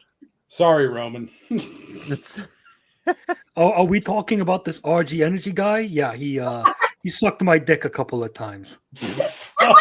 or you sucked his. I can't tell which nowadays. But it was a mutual exchange. Yeah, a mutual exchange of him giving me millions and billions. It was very social. But tech industry millionaires who aspire to positions of power in government is absurd on its face, but then there must be aspects of Tolkien's writings and views that do appeal to such people. Why must there be, by definition, that? I don't understand. How must there be that? What would a tech industry millionaire in a tech industry mindset have anything to do with Tolkien's writings? Except maybe say, wow, Gron's very advanced. That's about it. You know, sufficiently advanced technology. Hold on. For many on the political left, the embrace of Tolkien by far-right conservatives like Van Steele or Maloney is proof positive that Tolkien's work is inherently right-wing. Fuck you, you're just retarded. That's not proof positive. That's just saying that somebody says, Somebody else likes it. Fuck off. Everybody likes it. It's fucking good. Like, that's like going to the centrists and saying, hey, you're far right because you like Tolkien. It's like, what? Dude, I don't think there would never be anybody that would be like, Star Wars is right wing because Donald Trump likes Star Wars, which he does. Like, they let me use that term. Who doesn't like good Star Wars? Like that's not. That's what I'm saying. That's like, who doesn't like good Star Wars? Everybody likes good Star Wars. It's been a long time since we had good Star Wars. It has, but like, well, we got a little bit with Andor, but it has. Other than that, many Marxist critics have long dismissed the fantasy genre. Well, thank God for that. As opposed to science fiction, unfortunately. Yeah. For instance, not to mention realism, that they're Marxists. They don't understand realism. He's already nuked that in this article as reactionary. And Tolkien's writings are viewed as emblematic of the genre's retrogressive and illiberal sensibilities. This guy's trying so hard to sound smart. Fantasy in its very form has been considerably politically reactionary, backwards looking, religiously oriented. Has this guy ever read a D&D book? What the frick? Get the fuck out of here! And hostile to technology. It's not hostile to technology. It's hostile. They don't know what steampunk fantasy is, apparently. They don't know fucking cyberpunk fantasy. They don't know about fucking 40. Cyberpunk fantasy would count as science fiction, though. No. Here's the thing. There's a difference between science fiction and sci-fi fantasy. Star Wars is sci-fi fantasy. Halo is science fiction. There's two different things there. I mean, I don't disagree with you, but I think it's a more nuanced distinction. Science fiction specifically has to do with Earth and science. Science fantasy can involve otherworldly forces. I don't see the science in science fantasy or whatever. Like there's science in Star Wars, but there's also magic. Yes, but I don't consider. Well, there's not really. It's more of a force, you might say. Otherwise. Well, sure, but he doesn't define the genres. He defines what is in his world. But like, well, he created science fantasy, is what I mean. Like, he's like the one person that like. That's, well, if he created it, that means Lord of the Rings is not science fantasy. No, Lord of the Rings is fantasy. That's what I'm saying. Like, there may have been a book that predates it that I can just tell you off the top of my head. Like, there was one that was done by Heinlein that was called Glory Road. That was literally a fantasy that was taking place in a science fiction universe. Not to be confused with Glory Hole, the very popular female fantasy. Dune is also a fantasy book in sci-fi, which is sci-fi fantasy. Yes. So sci-fi fantasy does exist, is my point. It seems weird, but it is what it is. It does seem weird, but it's technically speaking, that's what it is. So it blurs the lines. Yeah. The only thing hostile to technology in Tolkien's work is that he's against industrialization, which it destroys nature. Yeah. That's not hostile to technology. That's hostile to destructive technology. No, it's just hostile to just whatever wants to destroy the beauty of Earth. And that's what I said. England, yeah. Like, no, Tolkien's not going to be against having a pocket watch. No, or exactly. a wristwatch. Yeah. He's going to be against you destroying a whole section of Earth and everything in it in the ecosystem to make that watch. Yes. Basically what Saruman does. Jeez, I'm tired. Exactly, and what Sauron wanted to do, because Sauron wanted to make it an industrial all world. The things that Tolkien's world would seem to reinforce. What? Wait, what? You tell me you didn't read it without telling me you didn't read it. Wait.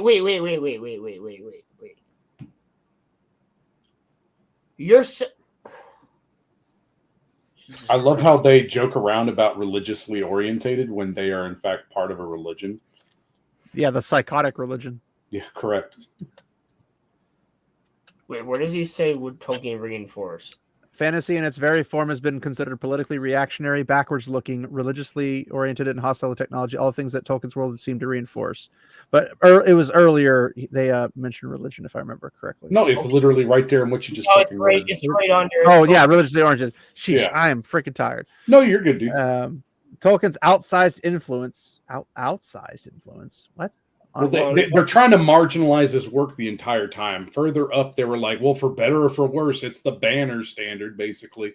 And now here's that. So, yeah, it's just they don't like it. Tolkien's outsized influence on what would become a huge fantasy industry does not help the cause, as the success of The Hobbit and The Lord of the Rings has only spurred the popular appeal of medievalist and romantic visions of an enchanted path. What are you talking about? Like, so the movies were good. Science fiction, by contrast, tends to be seen as more progressive. Fuck off, dude. I mean, to be fair, they're not really wrong, but there's aliens in it, of course. I mean, you could count the Valar as aliens, I suppose.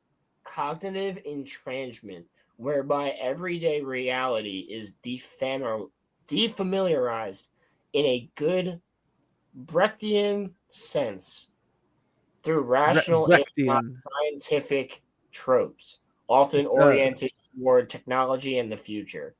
Fantasy cognitive estrangement. There you go. Fantasy in this view offers only a mythic or religious estrangement that is inherently conservative. Even so, dialectically nuanced, a reader as Frederick Jameson has insisted that the two genres not be conflated. Some left-leaning writers have resisted this tendency, most notably Mieville, the China one, who has criticized the Souvenian position as ideological in its own right and defended the uses of fantasy for radical political thought. Pause. This guy is definitely a beta male with glasses, looks like a Redditor.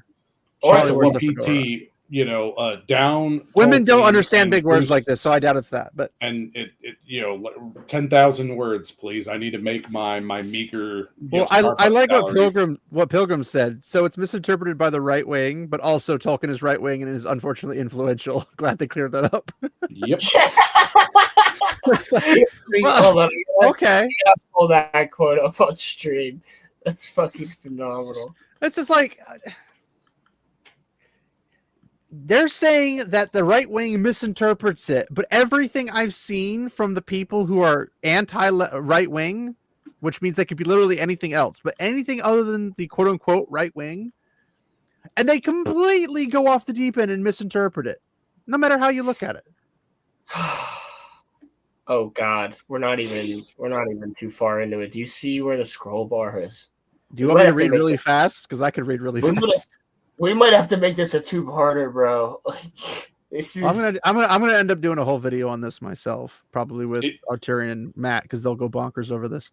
I swear to God, I think. I just want to go through the whole thing at this point. If you're down to go through the whole thing, we can go through the whole thing. I mean, I've got like a half an hour left, so if you think we can, I think we could speed through. We can keep it peanut gallery. Do you want me to like speed read it for everyone so we can get through it faster? Or I like you moving your mouth really fast, so go ahead and do that, buddy. What'd you call me? Wow. It depends what you want to be called. Do that for a second while I grab a drink. I was gonna say, can you make it a little larger so I can read it a little bit better? Yes, I can make it just a little larger. That's what she said. Yeah, that's what I was like. There are jokes to be made right now. Okay, there we go. Just Jamie, does Jamie have control of the scrolling? Because no, I don't. Oh no! How about you send that to Jamie so he can have it scroll? Oh God, I'll help you out this one time, buddy. Okay. It's for the, give me the fucking link. Jamie, pull this up. Shut up! You fucking oi! And then you have to like enable before too. Okay. Moe? What? Yeah. What are we doing? I understand how it works. Okay. I know how to stream the yard. Just a picture of outside of this grass. Stream the yard. Okay. Stream the yard. I know how to yard the streams, you Picture know. of my grass. Like a real boy. I'm a real boy. Pull it up. Pull up the stream. He's pulling his cock out. He's pulling his cock out. Go to Bendigo. Oh fuck! He has no idea where we were. Jamie, scroll down. I know, because it was already past this. So then it was like, oh, right there, right. It's that one area and outsizing. Okay, go to the end of that paragraph. Yeah, so this one here. Sorry, now, Contrast. Fantasy. Oh no, we did that. Keep going down. The next one. Okay, yeah, there we go. Yeah, okay. If you can you get that a little bit larger? Oh yeah, baby, I can make it larger for you. That's where did it go? Wait, it starts with I. You must have gone really far. Oh, there it is, right there. Okay. I myself have tried to push against this tendency in Marxist criticism, offering a sort of Marxist reading of Tolkien that seeks to uncover the utopian as well as the ideological import of these writings. In my books, J.R.R. Tolkien's The Hobbit, Realizing History Through Fantasy 2022. I got to read that book now, apparently. Representing Middle Earth, Tolkien, Form, and Ideology. Also that one. And my forthcoming book on Tolkien's works. Oh, no. Jesus. Oh, my God. Oh, no. Wait. These books have to be like dime store. There's got to be no fucking demand. No way this guy got like freaking like actual legit publishing for this. My approach in these studies is somewhat in the vein of Jameson's The Political Unconscious Narrative as a Social Symbolic Act, 1981. Jameson himself had written an excellent study of the actual fascist writer, God. Fables of Aggressions, Wyndham Lewis, the modernist as fascist. That's probably an accurate book. All right, you were right. This guy, he looks like what I think he does. Yeah. Yeah. He's like, I'm smart.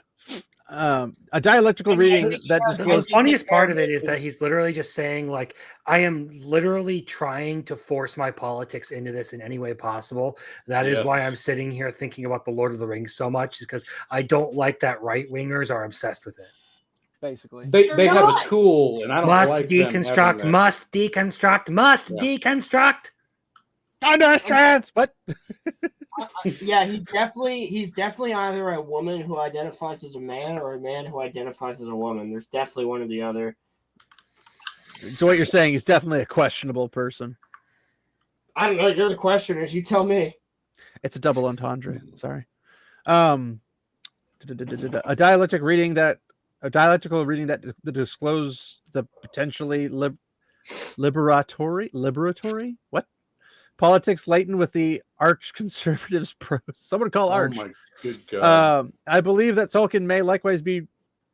For a second, I thought that was BC because the font might be read in such a way that Marxists and others on the left can embrace The Hobbit, The Lord of the Rings, and the other writings as works worthy of analysis and admiration, even if this may also involve reading them against the grain, to invoke Walter Benjamin's metaphor. But if you read them against the grain, that means you're reading them inaccurately. Humphrey Carpenter is good. In 2024, a number of prominent right-wingers embraced Tolkien's work as the inspiration for their own ultra-conservative worldview. While some Marxists may look upon this scene with bemusement, fantasy as a mode and a genre is far too important to allow the right-wingers to take for themselves. And that also includes the work of that's just from earlier in the far too quote. Important to allow. Yeah, well, I'm saying that's from earlier in the it's just a quote that they put in the middle of the article to make it longer. What? Oh my God, this is okay. It's stupid. A Marxist approach to Tolkien does not simply involve selective reading, looking for utopian needles in the vast ideological haystack. This guy is just a word salad machine. It does not involve selective reading. What does selective reading mean? You're cherry picking? Not simply involving selective reading. Like that's exactly. But rather, it would examine the totality of the work, disclosing the positive alongside the negative to be found there, just as Marx himself discovered in the royalist Honneur des Bourgs fiction, the most fully fleshed out vision of the bourgeoisie social relations. What does that have to do with this? What? It's just communism. Everything has to do with everything. It's just as George Lucas. It's almost like George Lucas. I know, right? Founded in conservative Walter Scott's historical romance is the basis for a Marxian historicist worldview. And just as Jameson revealed the utopian potential in the fascist wind, he already said that too. Vicious anti-communism, a dialectic reading of, oh my gosh, this guy he's just repeating himself, can elicit the productive material for radical cultural criticism, given the overwhelming popularity of Tolkien and Tolkien-related franchises today. In fact, Marxist criticism has a duty not to cede this entire domain to the right-wingers who wish to claim their own. To be fair, we've been saying that about video games against the ones who do currently hold it, which are the Marxists. The rising tide of orquery, I think it's supposed to be orc, race and class. Oh, this is going to be good. It should go without saying that Marxists... God, this is going to be fucking crazy. God damn it. Also, I literally just said that real low. I know. But before we continue, hold on. Let's just see what Pilgrim... Also, Tolkien is the only thing that the right has left. As much as they may try, it will never be ruined because the canon is done. They've ruined everything else, so if the right wants to defend it, that's their right. But here's the funny thing, is that it's not even the only thing we have left. It's just the thing that we get most upset about because they take the most uncharitable position possible about anything in the text. And here's the thing, dude. Like, they smoke pipe weed. It's obviously weed. It's like, no, it's not obviously weed. Well, long bottom leaf is probably pot. That's for sure. That sounds like a pot strain. It's basically just tobacco that makes you happy. Oh, so then it's peyote. Okay. Okay, so then it's tobacco that makes you happy. So pot. Yeah. Well, it's got like a flavor that makes you like in a good mood because you're like, oh, this tastes really good, and you enjoy. Yeah, so it has terpenes. Saruman literally says your love of the halfling's leaf has dulled your mind. Yeah. It's pot. To be fair, that can mean a couple different things. That's a very That's what one interpretation of that it. what you just said is literally the plain reading of the text, not necessarily what he means. So what it could mean is that Are you going to say it's a metaphor? no, I'm going to say that he enjoys going to Hobbiton, and he enjoys obviously Longbottom and what was the other one? Old Toby. Old Toby, thank you. Old Toby and Longbottom Leaf. He enjoys it because it's the best flavored tobacco, and that he'll sit there and waste time hanging out with the hobbits, smoking and blowing smoke rings, and just hanging out in the comfortable existence of the Shire, rather than think about the things of the world and being around doing stuff, which is why Those he hobbits hangs are out there high so as much. fuck. I'm not even gonna. We're not gonna argue that the hobbits didn't trip balls. I don't. They're a little ironically too productive for that, I think. But yeah, No, you. I don't know, man. If you ever trip balls, you could get. It could be sativa. They could be on some sativa. No, say- I'm far more inclined to believe that this is not pot and that this is just the stoner dudes deciding that yeah, that's all of a leftist sudden take.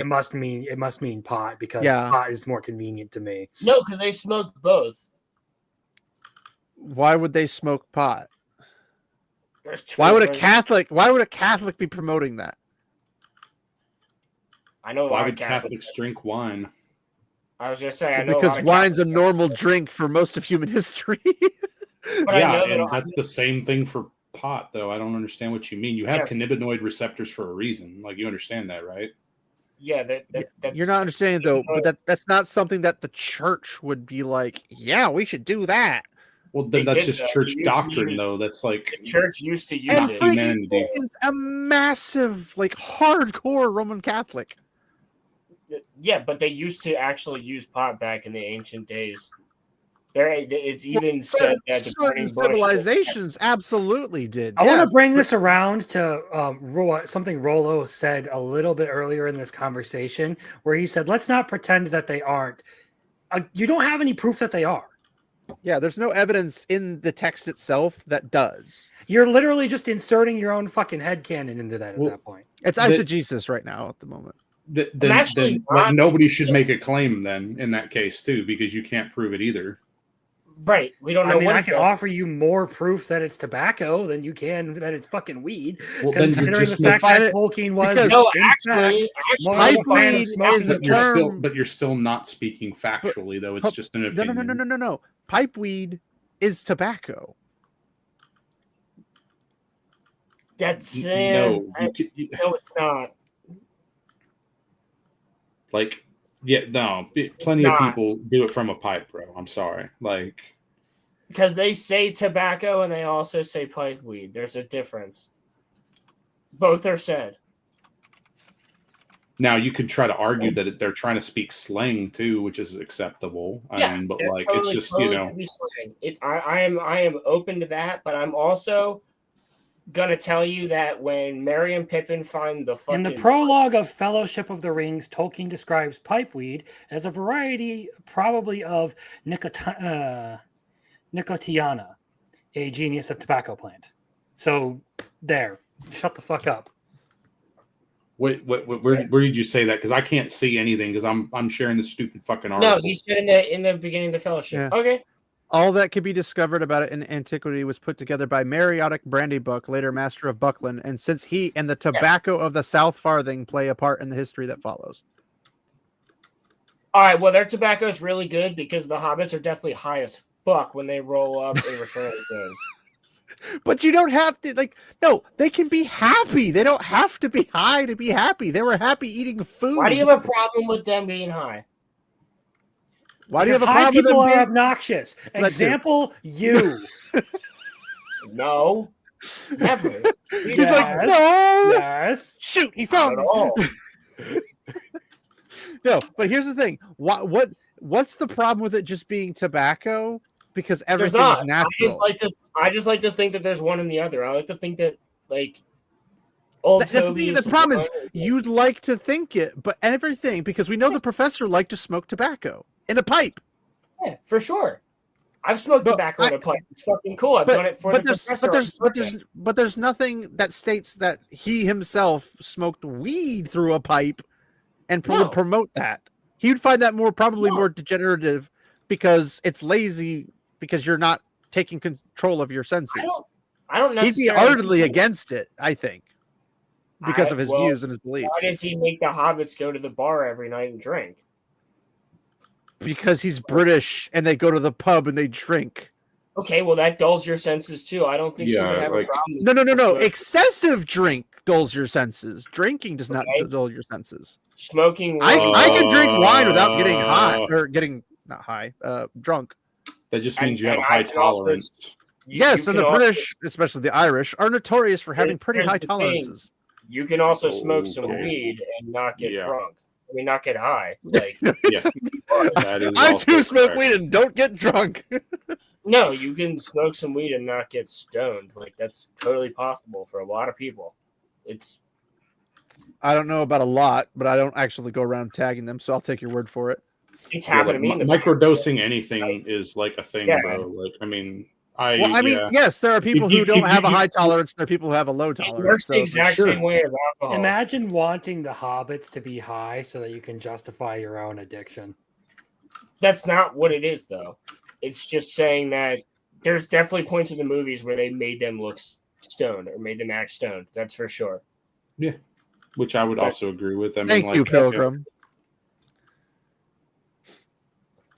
But I can't see a way that it would be weed in the modern sense that we know it, or an opiate or anything like that. I see it like just straight as tobacco because people like to smoke tobacco. No fucking way. No. Native American leaf peyote. Like, but I'm just telling you, there's people I don't think he was basing off of that.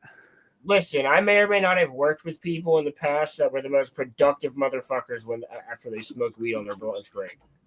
Yeah, but I also don't think that's the majority of pot smokers. Congratulations. Well, I've also met people who can be absolutely inebriated drunk and still do good work. So what's your point? Point being Crimson. That doesn't mean you can hopefully didn't drive drunk. Like, I'm not talking about myself, but so I mean the point is, just because someone can out there, I'm sure someone out there can fuck their own ass, literally. We're talking about a fantasy world. Rolo, you're pointing to the exception, not the rule. You're saying, well, these couple people can do it, while majority of humanity that do it can't do it. What I'm pointing to right now is the fact that we're talking about a fantasy world where there's a fucking wizard who hangs out with the hobbits. You're telling me that he's not like, and there's a reason that Saruman's like, bro, your love of the halflings leave. Hold on, let me finish. And you got like, you're telling me the hobbits haven't come up with some nice ass fucking leaf to smoke that gets also a little bit stony baloney? Come on. I'm not going to make that claim because nothing else would support it. Nothing. That's me making it up and putting it into the text. But I'll give you another example. I'm just saying, I love mac and cheese, like crazy good homemade, like 16 cheese mac and cheese. Like we're talking everything. You pull it in stringy. I'm sure that noodles exist in Lord of the Rings. I'm sure noodles exist. Well, nothing states that they do. I mean, if grain exists, then there's a chance that there's a possibility, sure, but I'm not going to say without doubt that it is. But I mean, Lord of the Rings is an active world. I don't think Tolkien would be against pasta, but that's not my point. That's not my point. My point is that if I was a wizard and I like mac and cheese, and I found out there's this little country little place out in the middle of nowhere with a bunch of halflings, but they made the best freaking mac and cheese, I'm spending a lot of time there. I'm going to hang out and have a good time eating mac and cheese. Yeah, so this tobacco gets you high as fuck. So why does tobacco have to get you high for you to have a good time? Tobacco absolutely does have mind-altering properties too, by the way. It absolutely does, yeah. Some strains do, yes. Not every strain. We're talking about they grow the best in the land. What are you talking about? So the best in the land doesn't mean it's the best tobacco. Doesn't mean it's the best tobacco that gets you high. You just don't want it to be mind altering. That's where you're getting stuck. I can't. Okay, if you can give me a legitimate reason that the professor would approve of the behavior of that, because that's stepping out. I mean, hey, dude, maybe the professor, was consuming some really good pipe tobacco just based on what you were just saying there. Okay, he ripped people for a lot of things. I don't think that's one of those things he would be okay with. But again, you can prove me wrong. Give me a quote or something. But I can't think of anything. Also, I'm not a hippie, Pilgrim. Not at all. I love nature, but I'm definitely not a fucking hippie. I don't know. You're selling yourself as one. I don't know. You're over there taking the side of them damn hippies. I've done psychedelics before, but silence wonk. I was way younger. I was 10 years almost. All right. It should go without saying that a Marxist interpretation would not try to whitewash Tolkien's own troubling views or vexing problems to be found in his work. For example, the many involving race and class. The liberal fans of Tolkien distraught by the enthusiastic response of white supremacists and other far-right Hobbit fanciers. What the fuck is with this language? It sounds like furry. It sounds like you think they're furries or something. Bro, they got furry feet. Woo! Against hobbits. This have rushed to defend the professor. It's not rushing to defend the professor. It's saying this is what the professor says. So get the frick out. That's what it says. This is like anti-hobbit at this point. I don't understand it. Well, yes, because they're pro-orc, not pro-hobbit. As if to confirm his anti-fascism. Well, he's ardently anti-fascist. I mean, if you read Tolkien's letters, you don't become aware that he's anti-fascist. I have listened to. I have the audiobook version of Tolkien's letters. I've listened to a number of his where he chews out Adolf Hitler. So, you need to send that to me. I need that. Such readers often cite. Yeah, I like mushrooms in my food, but. Mushrooms are disgusting. Whatever. Mushrooms are pretty good. I don't like mushrooms, but I don't mind them being. I don't like mushrooms. Tolkien wrote them in. Like congratulations. Yeah, I'm with you. Mushroom tape. Again, they're in the book, so I'm okay with that. But I don't like them personally. As if to confirm his anti-fascism, such readers often cite Tolkien's description of Hitler as that ruddy little ignoramus. Oh my God! I see the word Aryan. Obviously. When in 1938 he was asked by a German publisher to confirm that he was 100% Irish. Is that an E or a C? I can't tell. That is Aryan. Purity test. This seems so retarded. Tolkien's anger was palpable. I am not clear as what you intend by Irish, but I am not of Aryan extraction. That is Indo-Iranian.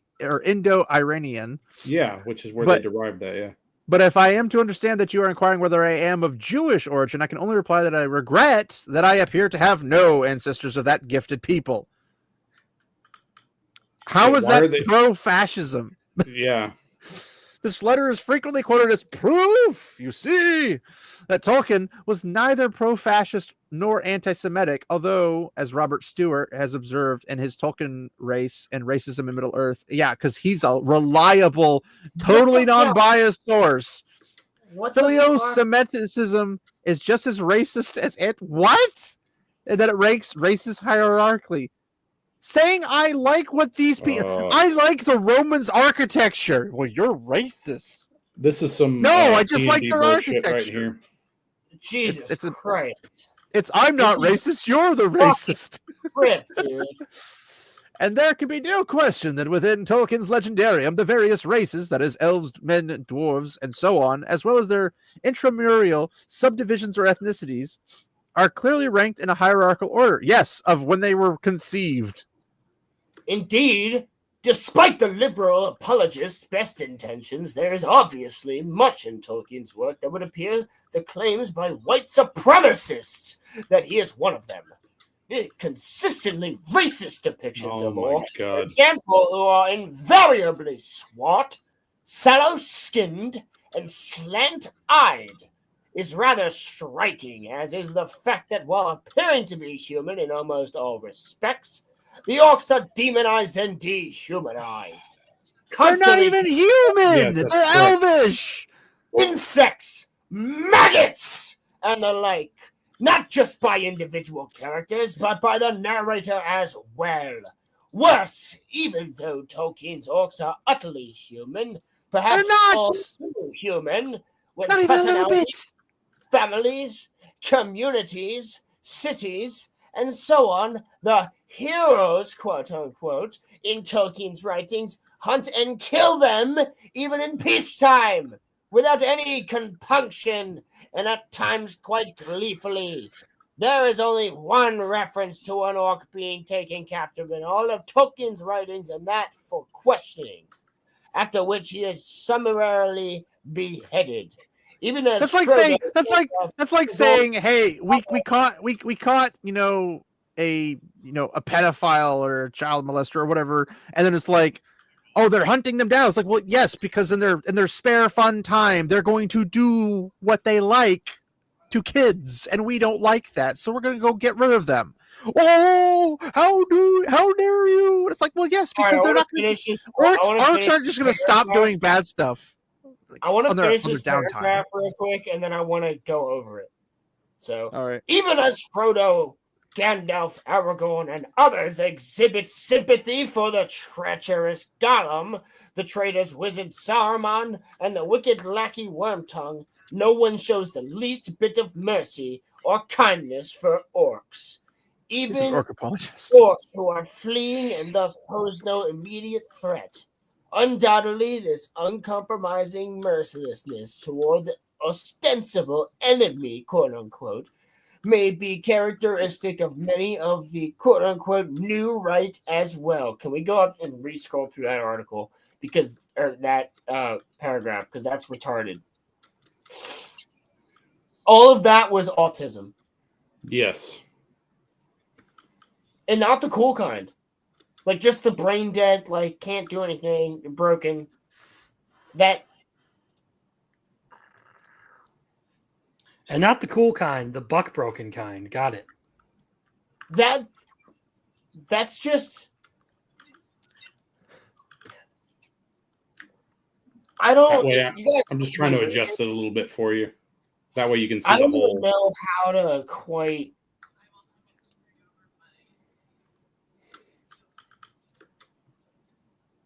I don't even really know how to go over that.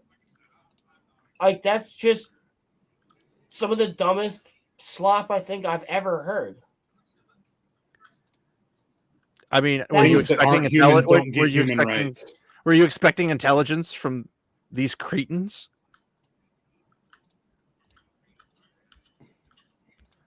How much more is there of this article? Just so I have an idea. Yo, send me the link for the Spinosaurus figure, bro. Better yet, send me the Spinosaurus figure, bro. Yeah, bro, I'm not even shitting you. Yo, Don't you let me have know a bedroom rig to set up for your computer, good sir? I have a whole fucking shelf right here that needs a Spinosaurus figure. And a T-Rex, dude. I didn't even think about that. Don't they make like Jurassic Park Hot Toys? I believe so. But I don't know much about Hot Toys, so I wouldn't know. Oh. Grey Pilgrim. This guy has the gay kind that Roman has. I don't know what that means. All right, let's continue reading this thing. It's probably referencing a disease of some sort. Okay. So I'll zoom back in 1 second. Oh my god, how far are we? We're not that far down, are we? No, we're not. Of the way in. Jesus I won't be able to Christ. stay. I'm not gonna be able to stay for this whole thing. We're gonna have to make this a secondary video. We're gonna have to go over the rest of it on a different show because we got other topics to get. This is gonna turn into like a 5-hour video on my freaking channel. Holy frick! Yeah, holy shit! I can make Yeah, an yeah. entire. So this is where we just read, and so then this will be the next paragraph here.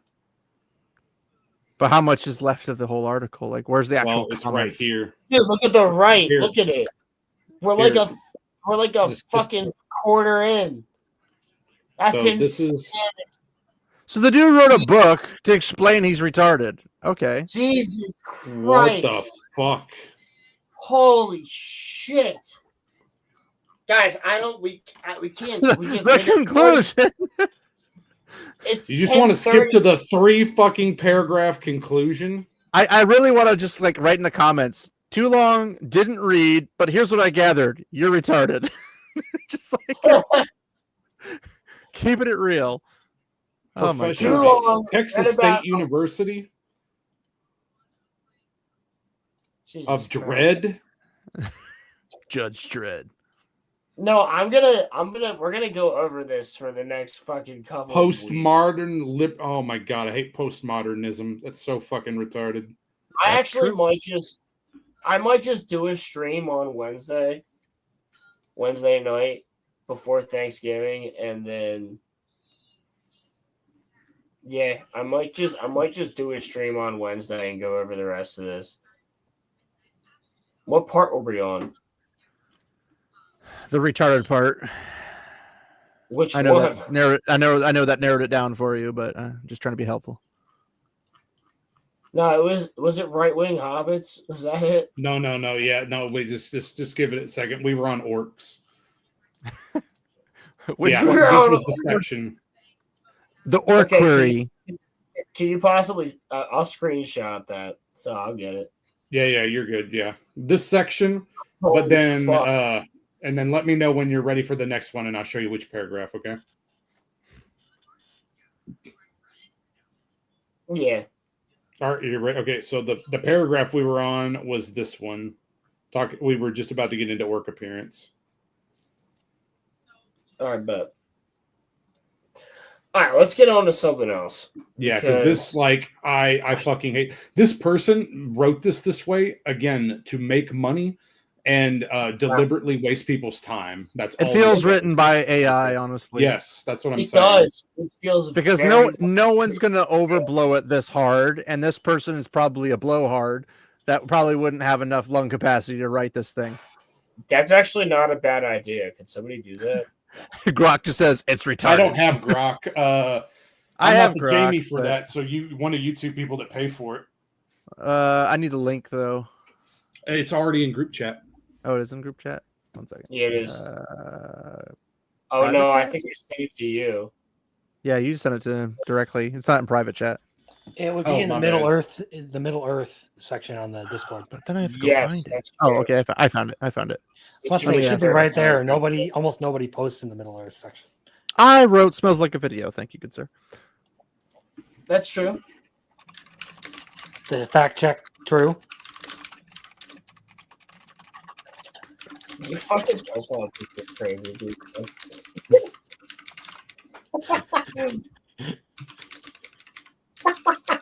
Grok is thinking. Think. All right. This article published in Spectre Journal delivers a Marxist critique of J.R.R. Tolkien's Legendarium, The Lord of the Rings, The Hobbit, etc., arguing that while Tolkien's fantasy world building holds radical potential for imagining alternatives to capitalism, which it doesn't, it is increasingly co-opted by the right-wing ideologues from tech oligarchs like Peter Thiel to neo-fascists like Giorgia Meloni for Energy. justifying conservatism, racism, and anti-immigrant politics. The author calls for dialectical criticism inspired by Frederick Jameson, of course, standard apparently, to reclaim Tolkien's work for the left by how do you reclaim something that was never yours? But okay, by exposing its ideological limits while mining upon its utopian elements, It preventing was the far right. everybody's ever. Fuck off. Yeah. Hold on. Woo, it's bright. Flashbang. Literal. While mining its utopian elements, preventing the far right from monopolizing fantasy as a recreation tool. Key arguments: fantasy as a Marxist lens, drawing on China Miéville. The pieces frames fantasy as genre for reading differently, empowering marginalized voices, alterity, and critiquing capitalist exploitation. Tolkien medievalist nostalgia offers anti-modern, anti-imperialist resources. Okay, first off, it's not anti-imperialist in history. Everything in history has been imperialist, but whatever. Exactly. But it requires scrutiny to avoid reinforcing hierarchies. Right-wing misappropriation. The author lambasts how conservative twists Tolkien themes. Tech elites invoke hobbits and wizards to romanticize elitist feudalism. The Italian prime minister, hobbit camps to promote traditionalism and anti-globalization. Amen to that. White supremacists rage against woke adaptations like Rings of Power for diverse casting, while Peter Jackson films amplifies post 911 or 9/11 binaries of good, Western versus evil, orc-like others. That's not even accurate, but okay. Tolkien's deplorable cultist, referencing Tolkien's own disdain for 1960s American fans, whom he called deplorable cultists in letters for missing his work's melancholy.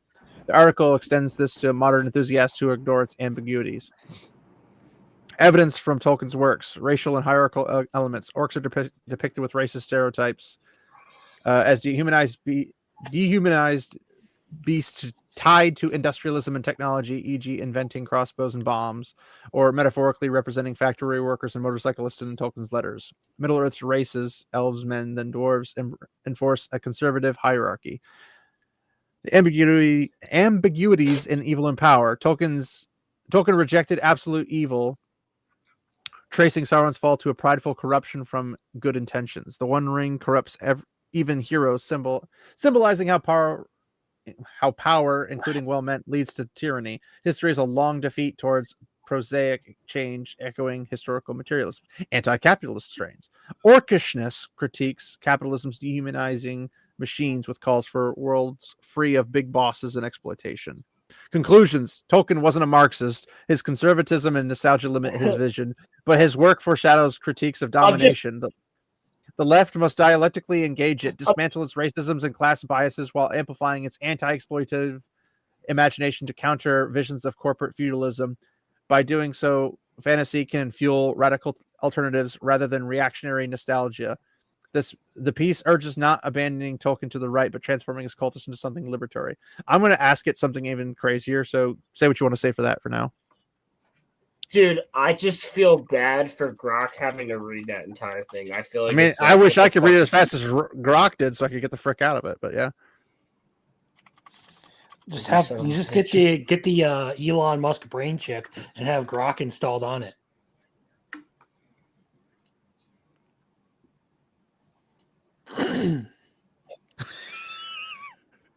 Grok's like, no, the article does not read like it was written by AI. Oh, this person's just literally that retarded. It's too. This is the it's too ideologically pointed, too rhetorically spicy, and too comfortable in its own niche jargon to be AI. If an AI wrote it, it would have been heavily directed by a human who essentially used the model as a fucking retard. And even then, the final text would probably have been polished to sound a little less like it's trying to start a fight in the comment section of BreadTube Discord. This one feels like it was written by a real person, extremely online and extremely annoyed at neo-reactionaries. I absolutely love Grok. I just want to say that. Holy shit. Imagine getting roasted by Grok. Fucking win, bro. It's like you're not even bad enough to be AI written. Dude, this fucking shit. Grok literally just told this person to go get a fucking life. I love it. Oh, that's great. That's great. Oh, fuck, it's amazing. To try and simplify what that article was effectively saying is the guy was upset that Tolkien doesn't Tolkien doesn't push communism. Yeah, Tolkien doesn't kowtow to neoliberalism or whatever. Yeah, that's the problem for them. It's a massive problem for them. It's so frustrating for me because you can have strong communities, okay, and have communal aspects of society and life, but it's just not the overarching system because that's not how everything is structured. It would be a substructure is the thing. And even then it would be something that could break down. So anyway. No, everything is for glorious communism. You have communal toilet, you have communal wife, you have communal house. That's just Islam. When is my turn, comrade? No,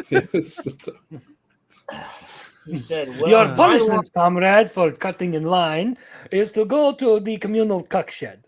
Oh. That sounds about right.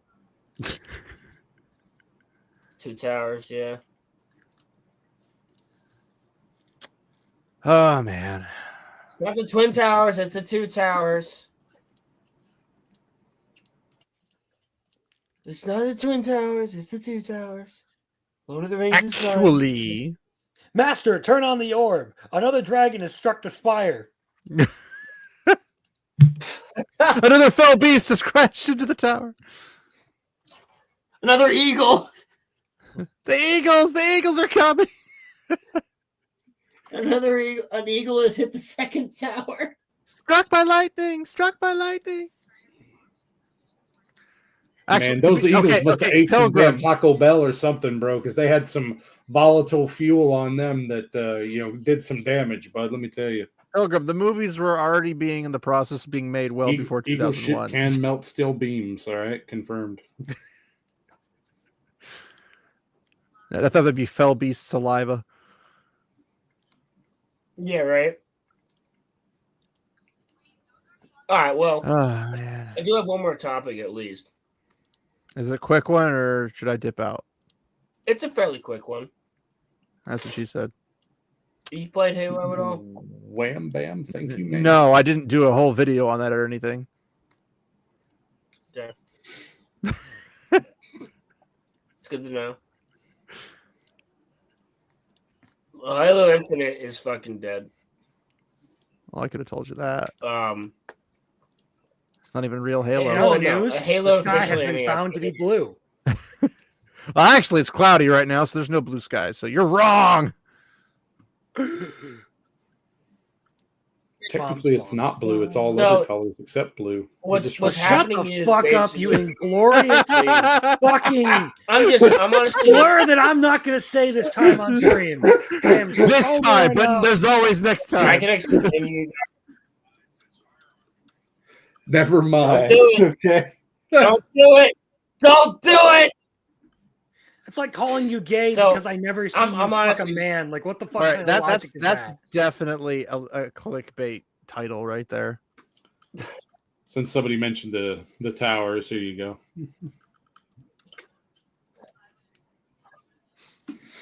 So They're not ending I'm Halo. just- They're ending Halo Infinite. I'm just leaving this up for a second. Yes. So Halo You're not Infinite killing your best is gonna franchise. be done, which I think is retarded because it's like again, yet another game where you finally made it great. So Like now it's fun and playable, and you're not going to put any more shit into it. Same thing they did with Star Wars Battlefront. It's not too much different than that. And the next thing we're getting is going to be a single player just campaign, like To the be, Modern to be Warfare fair, 2 the single player, And the yeah, I'll review campaign evolved will get a multiplayer. It's just coming later. Champagne recorked, yes. Yeah, and I'm going to play it. I'm going to try it Champagne and everything. But I'm also I like the fact that there's going to be a yeah, right. Just give us like what everybody wanted was DLC for the campaign for Halo Infinite. No, I don't want anything We to do with figured Halo. with the I didn't name want of Halo Infinite, Infinite. that We would wanted be the the goal. early ones. wait, so is this part of their plan to transition everything over to like a Halo Battle Royale? Is that what's going to happen next? They better not. I'm sick and tired of Probably. that amount of battle royales they have. No, it's gonna... Okay, but I'll be honest with you. A Halo Battle Royale could work if they do it the right way. It could work really I'll well. be honest with you. I'll suck a dick if it's Halo flavored. That's what you just said. I need my next fix. Give me that Halo right in my veins. Yeah, fuck you, dude. I mean, to be fair, he's not wrong, but he's out of line, but he's right. No, he's not. Oh, bro.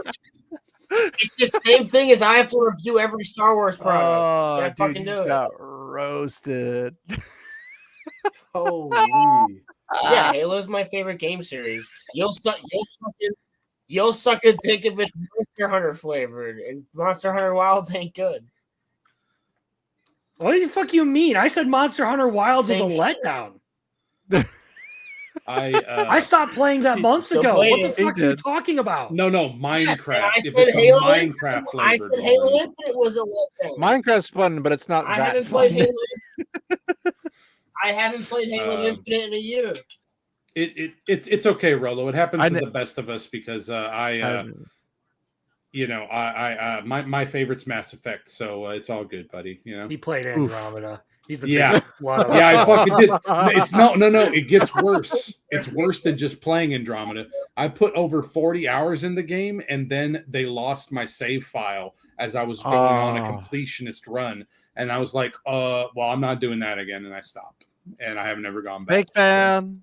Fake fan. Oh my! I will, dude. I You have played no the idea, first bro. version of Andromeda. The story is dog shit in that game, but the gameplay is amazing. So Well, you It's kinda okay, need man. I'm both an of them. Assassin's Creed fan. I'm an Assassin's Creed fan. I get it. So you're an My point unfettered here slop is- consumer. you like the No, Ubisoft. the fucking You like Tower No, of Clown. I like last the game pause. Assassin's Creed- No. The last. No, hold on. The last two Assassin's Creed was Black Flag. Hold up. Wait a minute. Something ain't right. The last good Assassin's Creed was Black Flag. That's a milk toast That's- answer. Try liking will Assassin's agree with Creed 3. I didn't Assassin's enjoy Creed 3 is as great. much. Black The Flag George was Washington DLC was holy frick, man. Black Flag was a better pirate game than an Assassin's Creed game. I mean, it was Yeah, definitely I know, the but better that's of what I'm both. saying. Although Ezio But it was is the last- best tier. Yeah, FCA's the best. I'm an Assassin's Creed fan, but every Assassin's Creed after Black Flag is shit. Can we not? Are they agree on ever going to that? do a live action Far Cry 3? Probably one Fucking, day. I hope not. Don't ruin it. Yeah, they will. But I'm just Far saying. Cry Like, is I believe also they're- great. I believe they're working on Assassin's Creed movie, but not like the other one. Or maybe it's a TV series. I don't know. we're just going to do the TV Animus series Adventures. are better. Just make it Ezio. Why the fuck don't you just make it Ezio? You know what's funny is that a fan film. I have the fan film of Assassin's Creed, and it was better than the freaking actual live action official one. So was That the would suck Uncharted one, because too. Michael Fassbender is great. I love Michael Fassbender. He's awesome. I like him, but that movie was wasted him. crap. Like, The No, I Nathan know, that's Fillion what I'm saying. I Uncharted don't movie care was about worse. and like they put so much time and energy in the real world, they completely ignored the actual part everyone likes about Assassin's Creed, which is the historicity aspect. Nobody cares about the Mhm. Templars Yeah, in and they- freaking modern times. Exactly. I just like, okay, so And that's what they Nintendo's getting fucked up. protected, but like, what's going to be the next franchise on the chopping block? Like, that's the test. All of them at this point. Yeah, pretty much. They are all doomed. I'm surprised Well, they one of haven't the tried to things I said milk earlier- more. Oh, go ahead. Sorry. One of the things I said earlier is that unfortunately we'll probably never get a good fucking Halo adaptation because they fucked it up. So people Yeah. think it's not marketable. You And have to that give it sucks 20 years. because- Halo is marketable. It's just you need to not have a retard in charge of it. It would be Same thing for Witcher. Exactly. Same thing for Wheel of Time. Same thing for Rings of Power, the Lord of the Rings TV equivalent. I would have just preferred Yeah, it's Ringworld like we might get and this- Starship Troopers, but We might get this when I'm like 50. I mean, And I'll that's still probably be too sitting here soon. on screen. Because I'll still be here's the sitting here thing: the studio heads and the executives will never figure it out. They have the brain they're- capacity of a pea stone. So there's no way they could possibly ever think from a logical perspective because they don't think from how would the audience accept this? They think, how can this make me look good and it will make me money?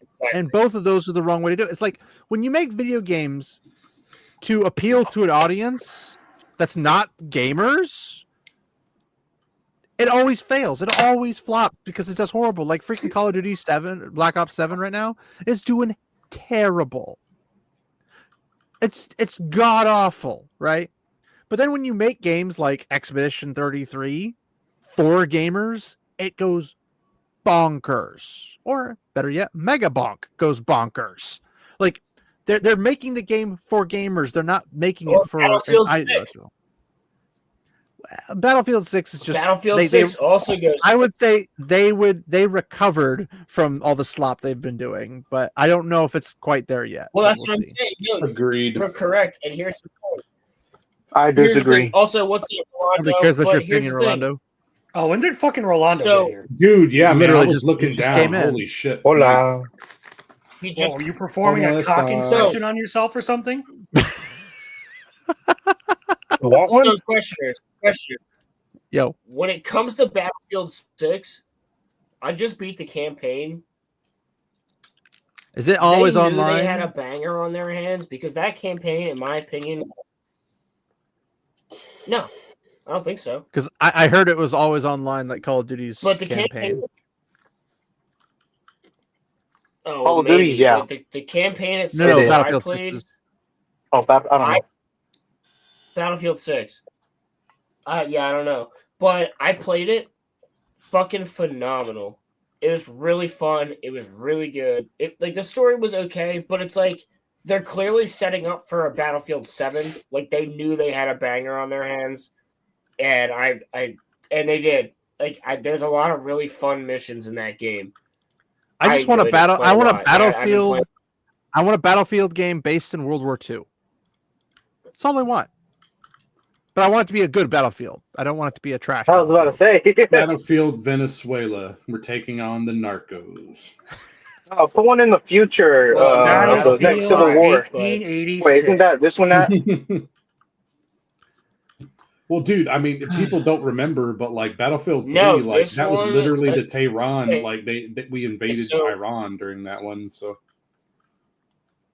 go ahead. Sorry.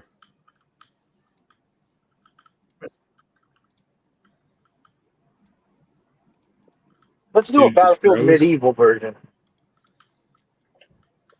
That already exists. It's called Chivalry. I was about to say, I'm pretty If it isn't Battlefield medieval, then I don't care. And I mean, it's Chivalry's I want name essentially- brand. It's Yeah, essentially give me a Battlefield Gay Rights Edition.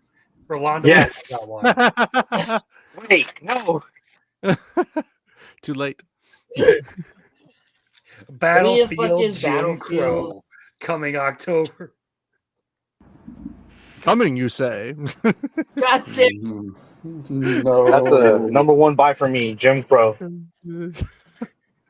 Anyway, so this last update here for Halo, I think is really fucking lame. I mean, it's cool, but it's not.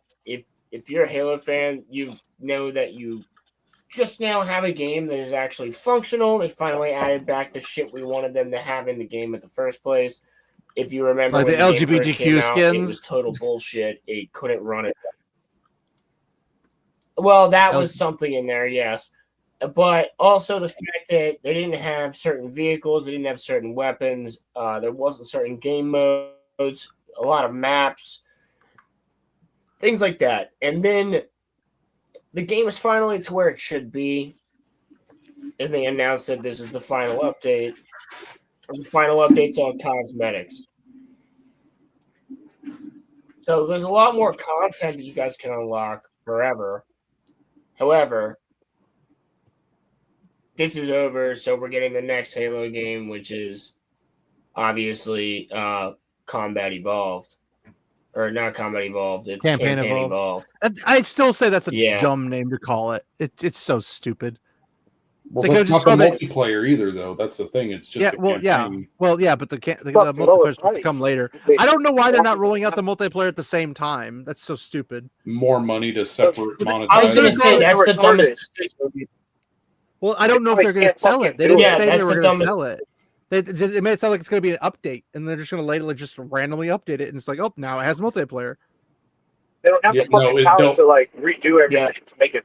They They could just call it charge it Combat separately. Evolved Reimagined or something, because that would make sense considering they're remaking it all Yeah. in freaking Unreal 5. Reimagine. I mean, it's And they're literally what it's adding gonna be. 3 new missions. Well, they're adding 3 new missions as well that are prequel missions with Johnson. So I think that's going to be Yeah, the but does escape of that Reach. justify the changes they're gonna make? I don't know. We'll have to see, man. I mean, I haven't seen enough gameplay. All we've gotten to see is the silent cartographer mission. Exactly, dude. But like all the changes, I mean, they've already said they're gonna do a bunch of changes. Yeah, I have know. to. I I have know. to bail. I'm I'll signing review off from the the game stream. when I it may be comes back, but yeah, be good, guys. See you, Jamie. Yep, right, absolutely. buddy. Have a good You one. know, questioners Thank you, there. All Pop. right. See you, muffler. Was that, Yep. Did it take you a long time to figure that one out? You had to stumble Yeah, over it. so I'm gonna bounce as well too, guys. So I actually All right, questioners, you have it going, buddy. Thanks for popping on. Yep. Say a Crimson. Say a Deuces. Squash. Toodles.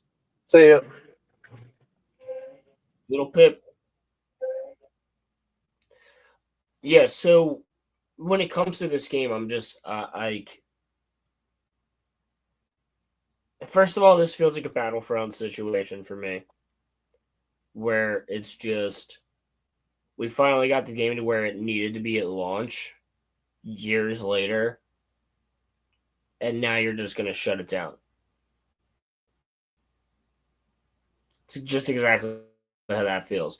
Now, not only that, but a lot of people wanted some campaign DLC, and we never got that.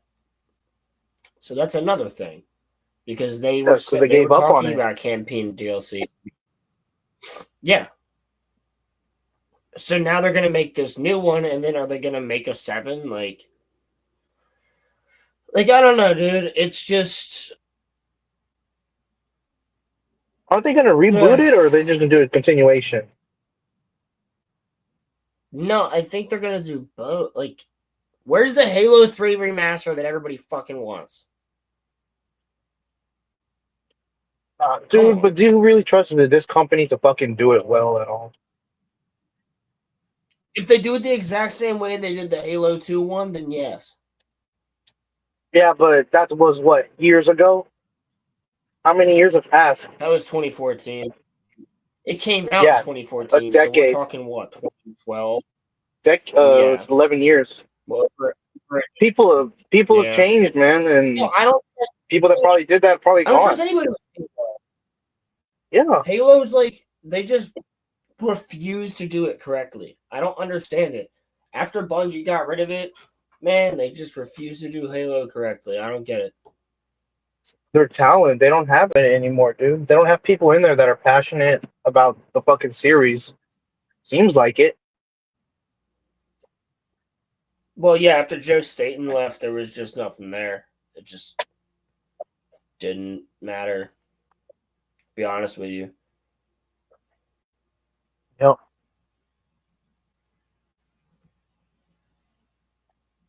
The fuck? What? There we go. Okay, StreamYard is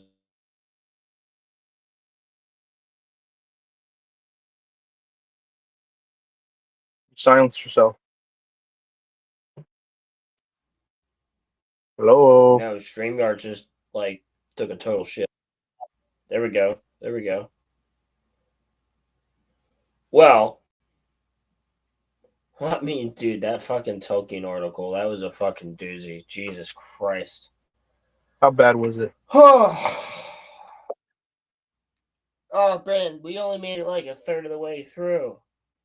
Only a third, and We're gonna have y'all go went to through this something thing else. again. Oh shit. Yeah, dude, it is. We were on that shit for like an hour and a half. What was the article or so far for what you read about? It was basically about the fact that Tolkien and all of his viewers are far right wing, and it was written by a Marxist. Oh, Huh? the Spinosaurus. Red It Pilgrim was sent me the Spinosaurus. Thanks, buddy. I'm gonna buy that. bro. What'd you say that Tolkien was written by or what?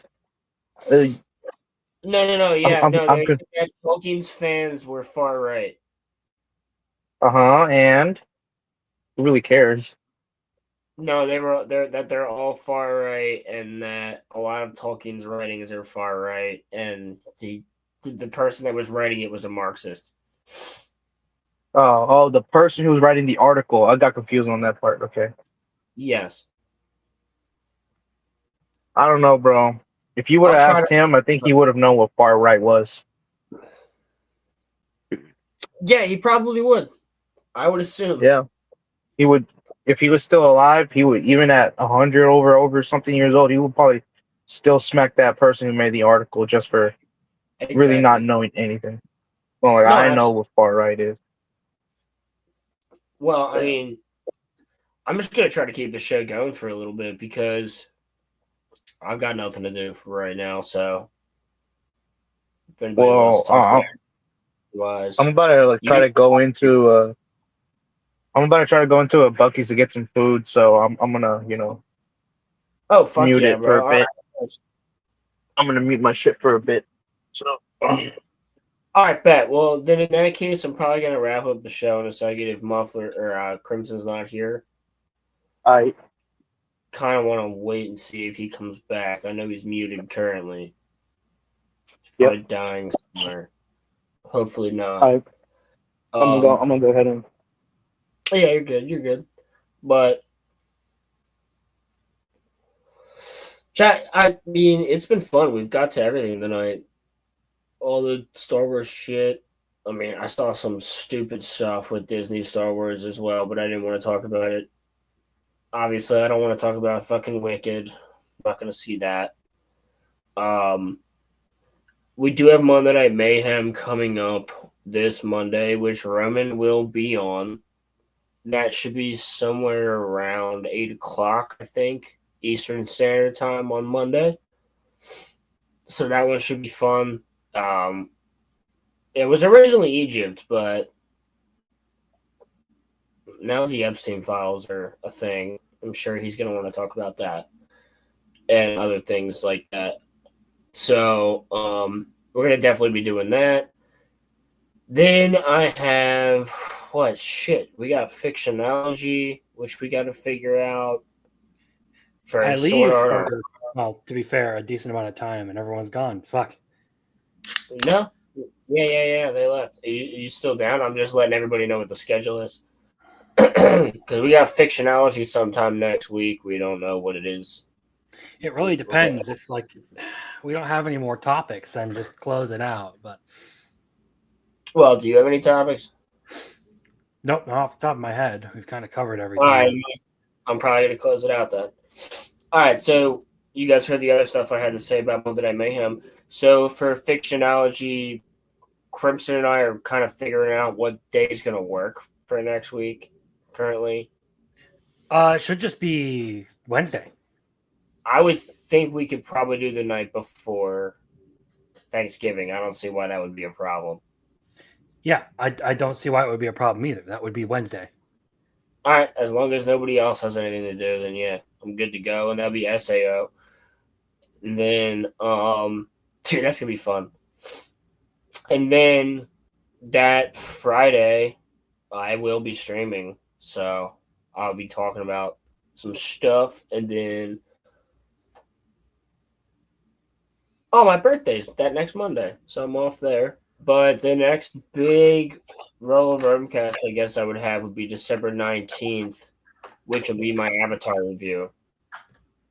And yes, I will be talking about Stranger Things. Alrighty then. That will be a thing that I speak about on next week's episode because I will watch the first bit. So hopefully Stranger Things won't be shit, but I will watch Stranger Things. And I will review it for everybody. So if anybody here else watches it and plans on being on the show, it would be fun if I had somebody else I could talk to about it. But other than that, when it comes to Avatar, same thing. I will be watching Avatar December 19th, and I will be reviewing it that evening. So that's what we're going from here, guys. And thanks for hanging out with us for the entire show tonight. We've had a pretty great one. We've been going for a little while now, almost 4 hours. I think it's pretty good. We got to all of our topics and everything. So you might say Avatar is gay, but I enjoy it. And that's okay. So without further ado, I'm just going to do one of these. I think we're going to be out of here. See you later, guys. Thank you, and have a fantastic weekend.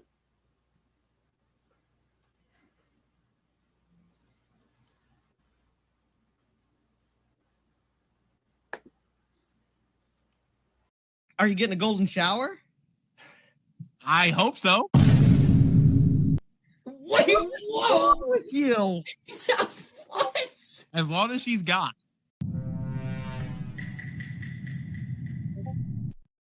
What? All right. You said Wait, so- do you know what that means? I mean, No. you did say she, so that gives me hope. I'm just saying. Otherwise, Wait, what did I just say? I gotta get up. I gotta walk away. You know what a golden shower is? Yeah, you want a girl, which that's progress to pee all over you. Is that wait? Is that A golden shower is getting pissed on. by Yeah. a dude? But doesn't If matter. that's what you want, you're out of the will. But You yeah, get sexual pleasure from being pissed on. That's what a golden shower is. you know what? As long as it's a goth girl, that's fine. Dude, what the hell am I supposed to say after that?